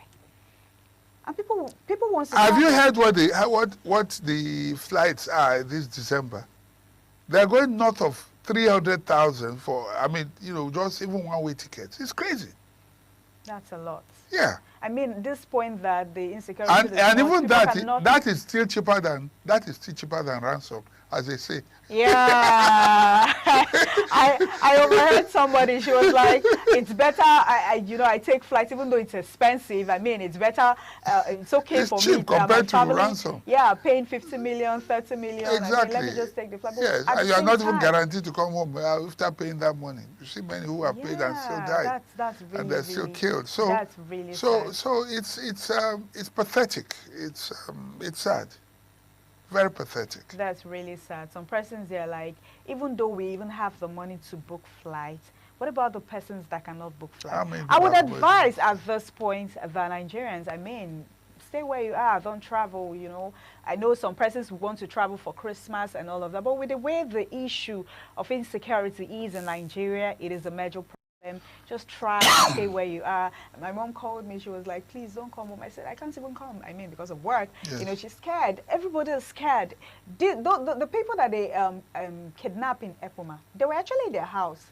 These bandits went to meet them in their house. Look at that. The other person that escaped said when he saw them that he jumped through the back fence. That was how he escaped. And some persons, they were able to, they kidnapped them in their houses. You're not even safe in your house. So the one that happened in Iowa in Benin City. People are scared. And this bandit, they don't even call small money. They kidnap somebody and they're calling 50 million, 30 million for people. Yes, most of these persons, they can't even feed. Yeah, because they're getting it. Life is worthless to them right now. They don't care. All right, thank you so much, Dr. Victor Ohai, for your time. Thank you for Thank you for helping us analyze today's topic on insecurity. And we pray and hope that the new defense minister would, do a better job to help curb insecurity in Nigeria, because it has been a major problem. And we Nigerians, what the people want, we want a lasting solution. Thank you all our viewers for joining Lagos Network Studio this beautiful morning on CMI. I am Marcelina Umko. Do stay as we hand over to Benin for the continuation.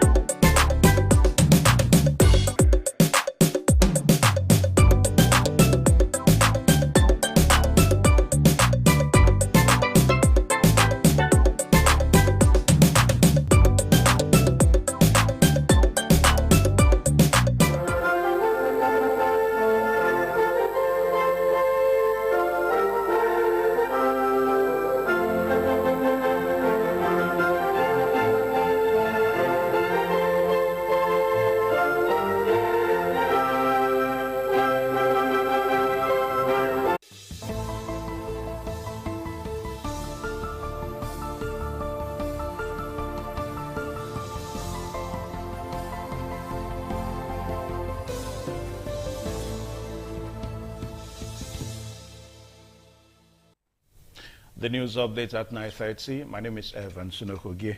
Students and residents of Iseve lower quarters in the Humudumu area of Ekpoma in Eastern West local government area of Edo State were thrown into panic on Monday evening as 3 boys residing in a hostel were abducted by suspected bandits and taken into the bush. Edo Central Bureau Chris Omije reports that a visit to the area on Tuesday revealed that the hostel has been deserted by other occupants for safety. Over the years, activities of kidnappers have become rampant in Ekpoma and environs, making it difficult for residents to move freely, especially at night, despite efforts by the government to curb the menace. The trend resurfaced again at about 6 p.m. on Monday, the 1st December 2025, when 3 boys were kidnapped at gunpoint from their residential hostel in the Imudumu area of Ekpoma as they were driving into their compound, according to the brother of one of the victims. As one is motor enter inside, I also might open my backyard door for the guy who let me repair gen. The next thing, the boy just they shout, "Kidnapper, kidnapper, Fulani, Fulani, Fulani." I just say my tongue. As I turn, I see one big gun. Just follow that guy where you use car enter compound. Just follow enter. Before I say my look, I say I'm gonna prepare something. Tiri don't already they come. They don't already enter compound. Now once I just jump fence, I almost speak to me and because now 3 people they carry, so that guy they carry my senior brother, still carry one guy. This guy, one guy they up, a junior brother they still carry him. The father of one of the victims, Mr. Ojo, appealed to the government and relevant authorities to help rescue his son and others, stressing that he cannot bear the pain of losing his child due to his own health condition. My son called me. He tell me say they don't carry Akreo. I say carry on like na police have been. I will say na kidnap people na they carry. Where they say they don't carry the SSI bush. I beg government. I beg me help me. My son goes to sleep for side bush. My son goes to sleep for side, but me I go sleep for side. Yesterday I don't sleep. Me they help us for other children. I never know where I did. I know where before. Residents of Imudumu, who decried the recent surge in kidnapping incidents in the area, also appeal for adequate security measures to protect lives and properties. We cry for governor, make come rescue, may help us. He get the power to rescue us. Meanwhile, the adopters are yet to make any contact. At the time of this report, Edo State Police Command is yet to issue a statement on the kidnapping at Imudumu Ekpoma. In Ekpoma, Chris Omije, ITV. The state government has been granted the hosting rights for the 2nd edition of the NDDC sports competition scheduled to hold in Benin City in February 2026.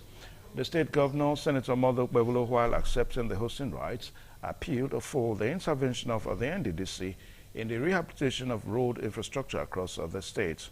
Government House correspondent Kingsley Uchegbu has the details. It's a historical moment for Edo State as Governor Mondo Bebulo received the right for Edo State to host the 2nd edition of the NDDC sports competition scheduled to hold in Benin City in February 2026. Managing Director, NDDC, Chief Samuel Obuku, said Edo was selected among the 9 NDDC states to host the competition after an inspection of sporting facilities across the state. Obuku noted that the commission is using sports as a tool to promote regional unity. When we looked around, we felt we have to come knocking on Edo State because, Your Excellency, your state have also done very well by having good sports facilities. And when we looked at the facilities, we felt coming to Edo State, we might not have too much work to do. Governor Bolo, while accepting the hosting rights for the 2nd edition of the NDDC sports competition, pledged the commitment of the state government to partner with the NDDC in ensuring a successful hosting of the competition. He commended the improvements in the NDDC since the assumption of the 7th governing board led by Chief Samuel Obuku, especially infrastructure upgrade at Usain Polytechnic, internal roads in Ambrosalu University, Eboma, the Auchi Igara Road on the Benin-Abuja Highway, and other interventions across the state. We have chosen the right state. We are not just heartbeat. We have what it takes to win every sport.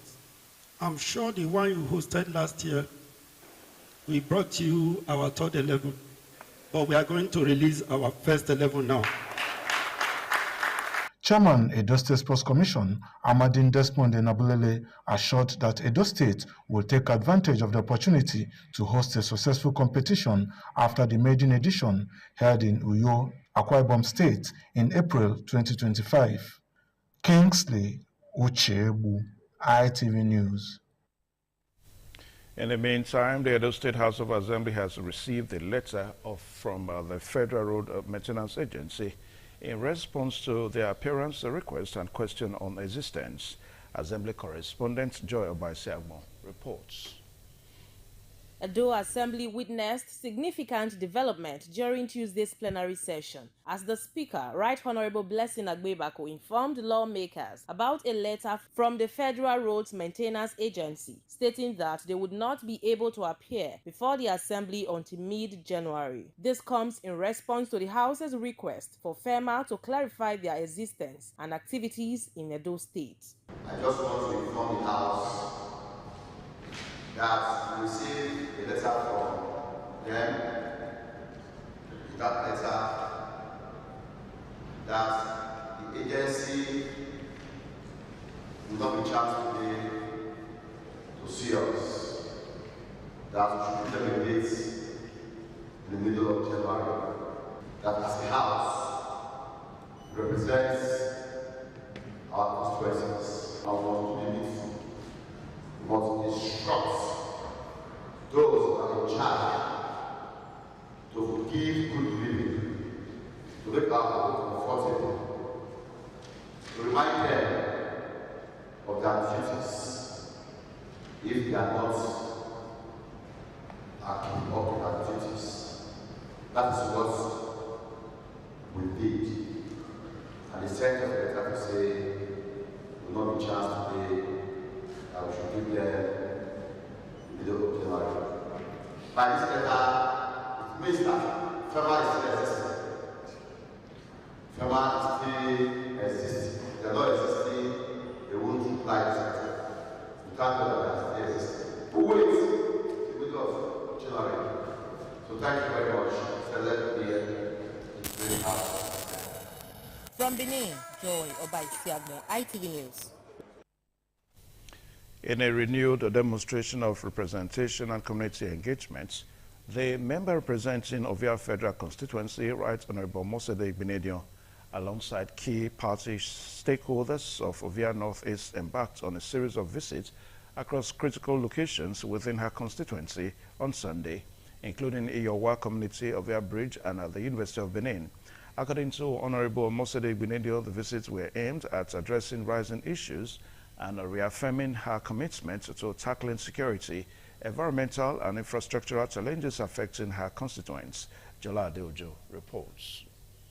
The first stop was the University of Benin, where Right Honorable Mosede inspected the devastating gully erosion that has destroyed a fence linking the Ekosodin community and also affected a major road in the area. During the visit, she fulfilled her electoral campaign pledge to support widows affected by the erosion, earning heartfelt gratitude from residents.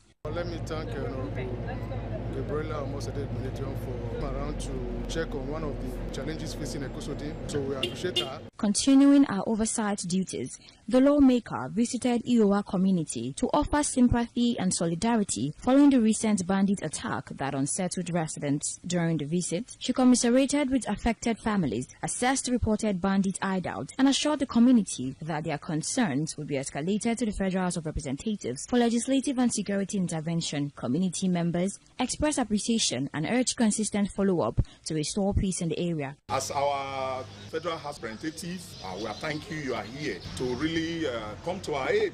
Personally, I believe your presence here is going to change us. So thank you very much, man, for coming. The lawmaker also carried out an inspection of the Ovia Overhead Bridge and River, a corridor of recurring concern for road users and nearby communities. Honorable Mosede Igbenedion emphasized that these visits, inspections and consultations are part of our constitutional responsibility and dedication to the people of Ovia Northeast.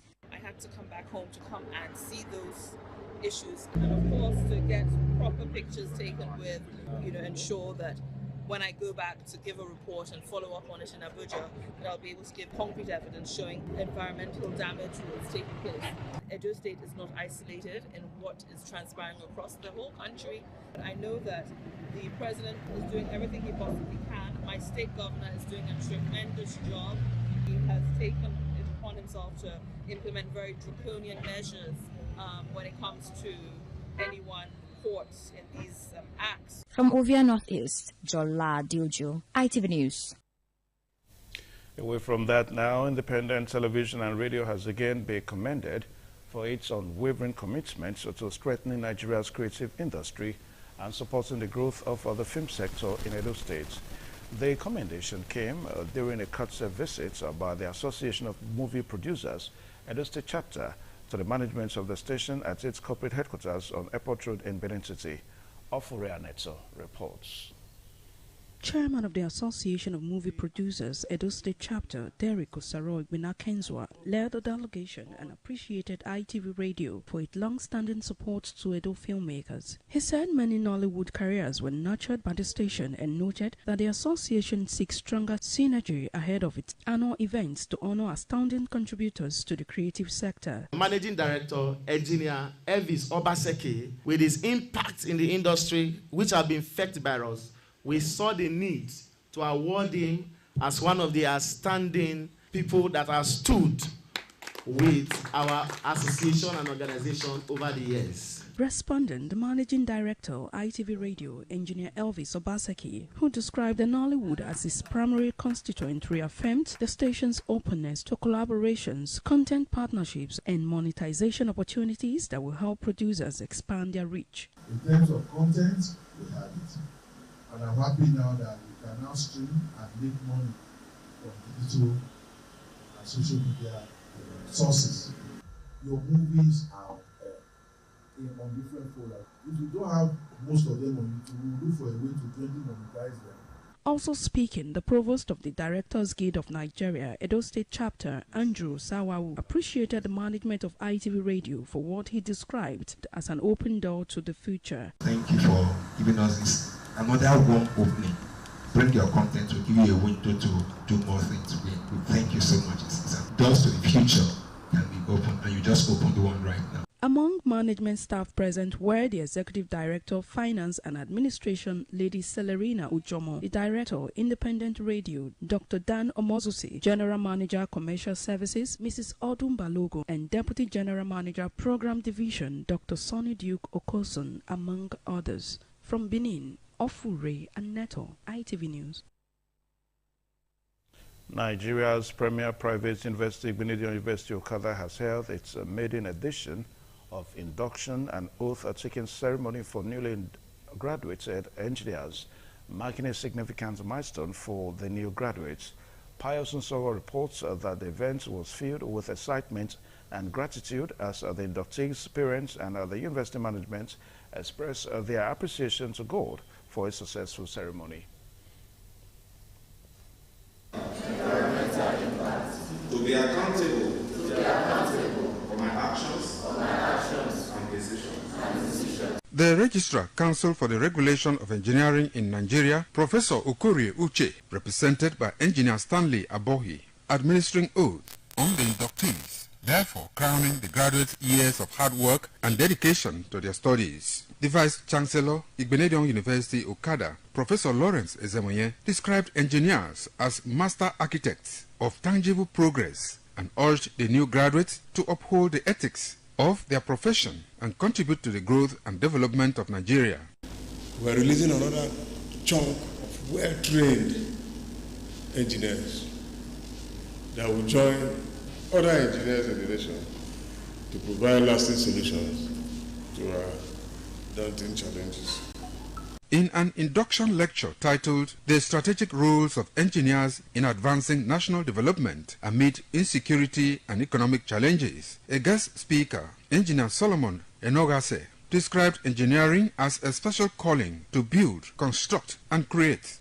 We have the talent, we have the potential, and through deliberate engineering leadership, we can shape the future as we desire.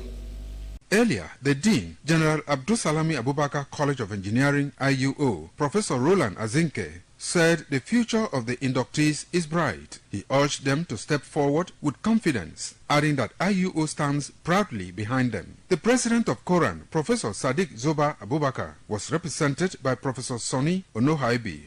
Today's event marks a defining moment, one that transforms our graduates from students of engineering into professionals prepared to take a place in society as creators, inventors, and nation builders. Out of the 61 graduates, 16 were first class, a testament to Igbinedion University's commitment to academic excellence and its mission to produce well-rounded graduates who can make a positive impact in society. It has been a very nice experience. We thank God. I also want to thank my supervisor, my lecturers, the VC, the chancellor himself. So it has all been God, and it has all been a mixture of everybody's effort. It's not just my effort. Coming out top in my class, I'm grateful to God.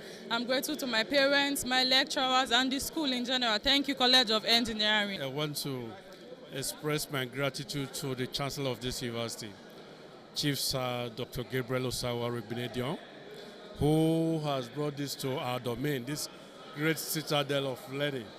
And I want to assure you that we have benefited immensely.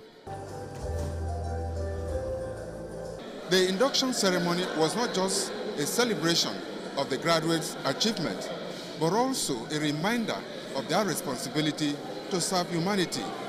From Igbinedion University, Okada, Pius Nsogo, ITV News. And with that, now we're in the news update at 9:30. My name is Evan Sudokogie. Good morning.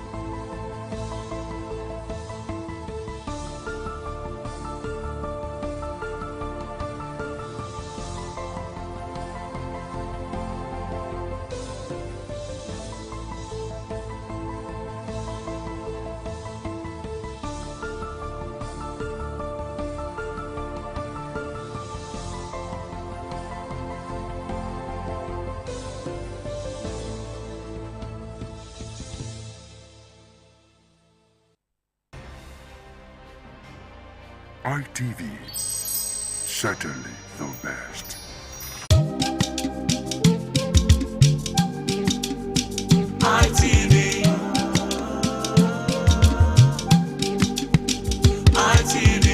ITV, certainly the best.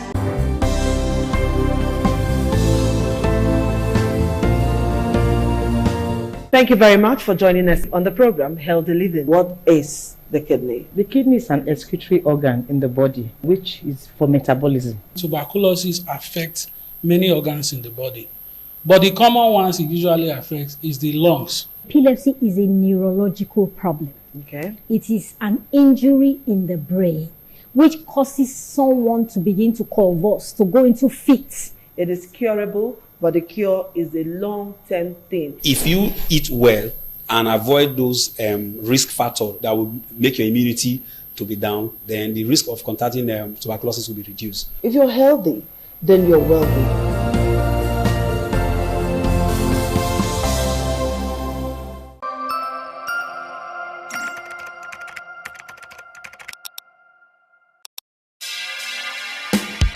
I mean, that is 2 years plus, I guess, and this guy has not been buried because of DNA problem. You know, I don't know. The wife is not.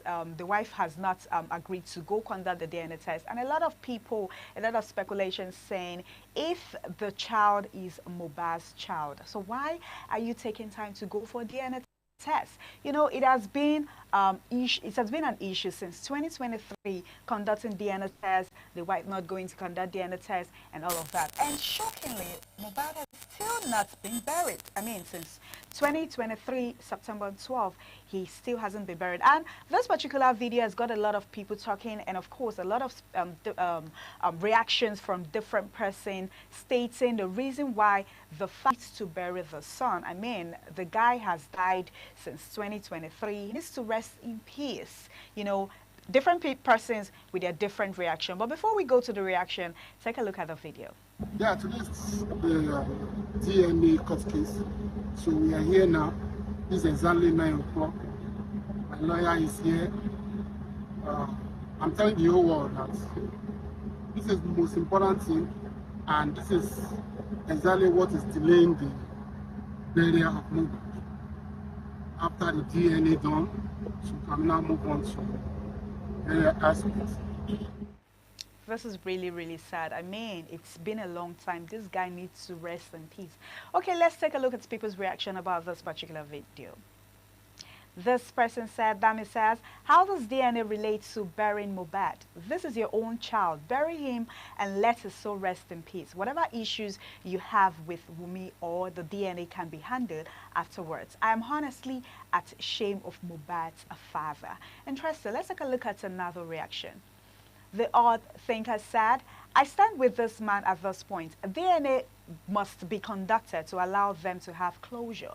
They cannot be keeping false hope of having a grandkid while training another product for another woman's waywardness.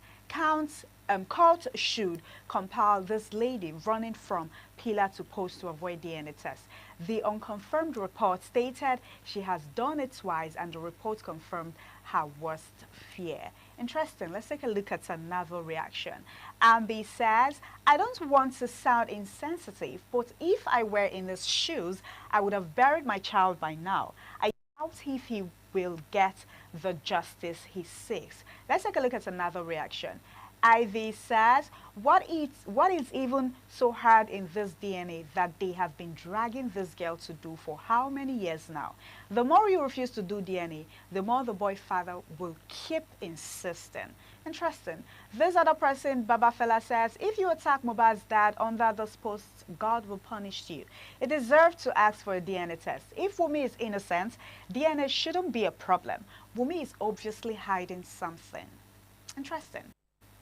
Okay, this other person said, Alukat says, if a woman can stretch a DNA test this long just to avoid doing it, I think you know already that the child does not belong to your family. Cut her off while further explanations. Bury your son. When she needs money, she will go to do the DNA test herself. Interesting. Okay, this other person says, only if we want to pretend. DNA isn't that hard. It's obvious something is fishy. I support this man 100% on this. Not let them rest. Hold them for neck until the DNA is done. I mean, it is not a big deal. You know why they're stretching this thing, and the father is insisting that until the DNA is done, I will not bury my son. The boy has not rest in peace. I don't know, it's taking too long. I mean, since 2023, this boy needs to rest in peace. They need to sort out whatever they want to, whatever thing they need to do, I mean, so they can bury this boy. All right, that is our number one story. Another story we would be looking at is the issue of insecurity that has been happening, you know, in Nigeria, kidnapping, banditry, and all of that. And, you know, at this point, like I said, I would always say that I would always advise you not to travel at this point because the road is not safe. I mean, if you don't have money to get flight tickets to travel to wherever you're traveling to, remain in your house to avoid story that touches the heart. All right, we've been seeing a couple of videos lately, but this particular one, you know, got a lot of people talking. This man that is making the video said he's the only one that was able to escape, that this bandit, they attacked them while they were traveling, you know, used cutlass, tried to break the glass of the door, and, you know, they actually injured a lot of persons, and he was actually the only one that escaped. The issue of kidnapping, insecurity is one big major problem that the government really needs to look into. And we also saw a few days ago, the one that happened in Ekwim, I said it earlier, you know, they went to the house, kidnapped 3 of them. Until now, they haven't seen them yet. What are the people are asking, what are the government doing to curb insecurity in the country? Okay, before we go to the reaction, take a look at this particular video. Wọ́n yìnbọn tí gbogbo ara lẹ̀kùn yẹn kò wọlé wọ́n wá fàdà ṣá ẹ wo ẹ̀jẹ̀ nu mọ́tò ẹ wo gbogbo nǹkan ẹ wo wọ́n yẹ kidnap wa lélẹ̀ o àwọn Fúlàní ni àwọn Fúlàní ẹ wo dẹ́rẹ́bà wa gan yìnbọn fún ẹ wo gbogbo nu mọ́tò ṣé ẹ ti rí ṣé gbogbo nu mọ́tò wọ́n kidnap wa ni o wọ́n kidnap wa na me escape na me na they don carry me enter bush Chetiri. Na Fulani. One enter. Wetin they call am? Army soldier, army uniform. Na only one. All of them, they be Fulani.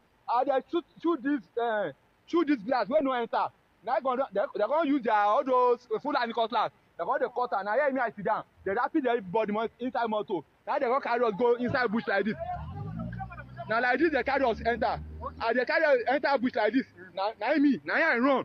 And they don't care all those people they carry load. All those people they carry AK, they don't carry the load. And I see they don't carry the load, they don't go feel shoot gun. Now me I run. They go, hey, I don't even do their face. I just the match they go. This is really, really sad. Trust me, those people, they have families. You all need to be careful out there because a lot is going on currently in the issue of security in Nigeria. Let's take a look at people's reaction about this particular video. All right, Ben says, being Nigerian right now is damn terrifying for everyone. Why have our forests become forbidden zone, no-go areas that our security forces refuse to enter and clear of those imported terrorists? Okay, Israel hunts down terrorists across 7 borders and eliminated them without hesitation. Yet, here in Nigeria, a government can't even tackle a homegrown crisis that is slaughtering the very citizens they sworn to protect. This is beyond alarming. It is terrifying. Okay, let's take a look at another reaction.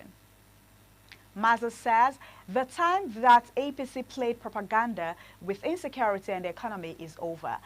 Unfortunately, for them, the problem has gone beyond propaganda and manipulations. Even the blind can see or feel the level of insecurity and fear across rural and urban communities in Nigeria. Tens of thousands of citizens have either been slaughtered or kidnapped. No one is safe in Nigeria. Let's take a look at another reaction. Overgame says, instead of the police to quickly strategize and trace them into the bushes when their trail is still fresh, they are asking questions. Let's take a look at another reaction. Big Chef says, wait, the police didn't trace the footstep immediately and go rescue them. They kept saying, hey, yeah, sorry. This is Nigeria. Let's take a look at another reaction. Uche Austin says, when I heard the part where the escape said the driver tried to reverse but was immediately halted by 4 bandits from behind, my heart melted because that is exactly how I lost my dad in 2019. He was a bus driver. Drivers are usually the first targets in scenarios like this. This is really, really sad. The issue of insecurity is a major problem, and we're begging and calling the government to help curb and tackle insecurity in Nigeria. This is all we've got for you on TMI Socials this beautiful morning. We want to say a very big thank you to all our viewers from Lagos Network Center, Abuja Network Center, and also, okay, Evans, over to you. Evans is standing by. Yeah, basically there are so many ways to actually, explain what is going on in our country today, different narratives, to explain the insecurity in the country. Now, somebody was like saying that the security agents really need to profile those that are being caught because there are allegations that some other persons may, camouflage in the Fulani mode of dressing and all the way we say that's Fulani. Anyways, we just hope and pray that all this will come to an end sometime in our country. Well, this is how we end the program today, this morning on ITV. Until same time tomorrow on the same program. My name is Evan Sudohugi. Goodbye and God bless you.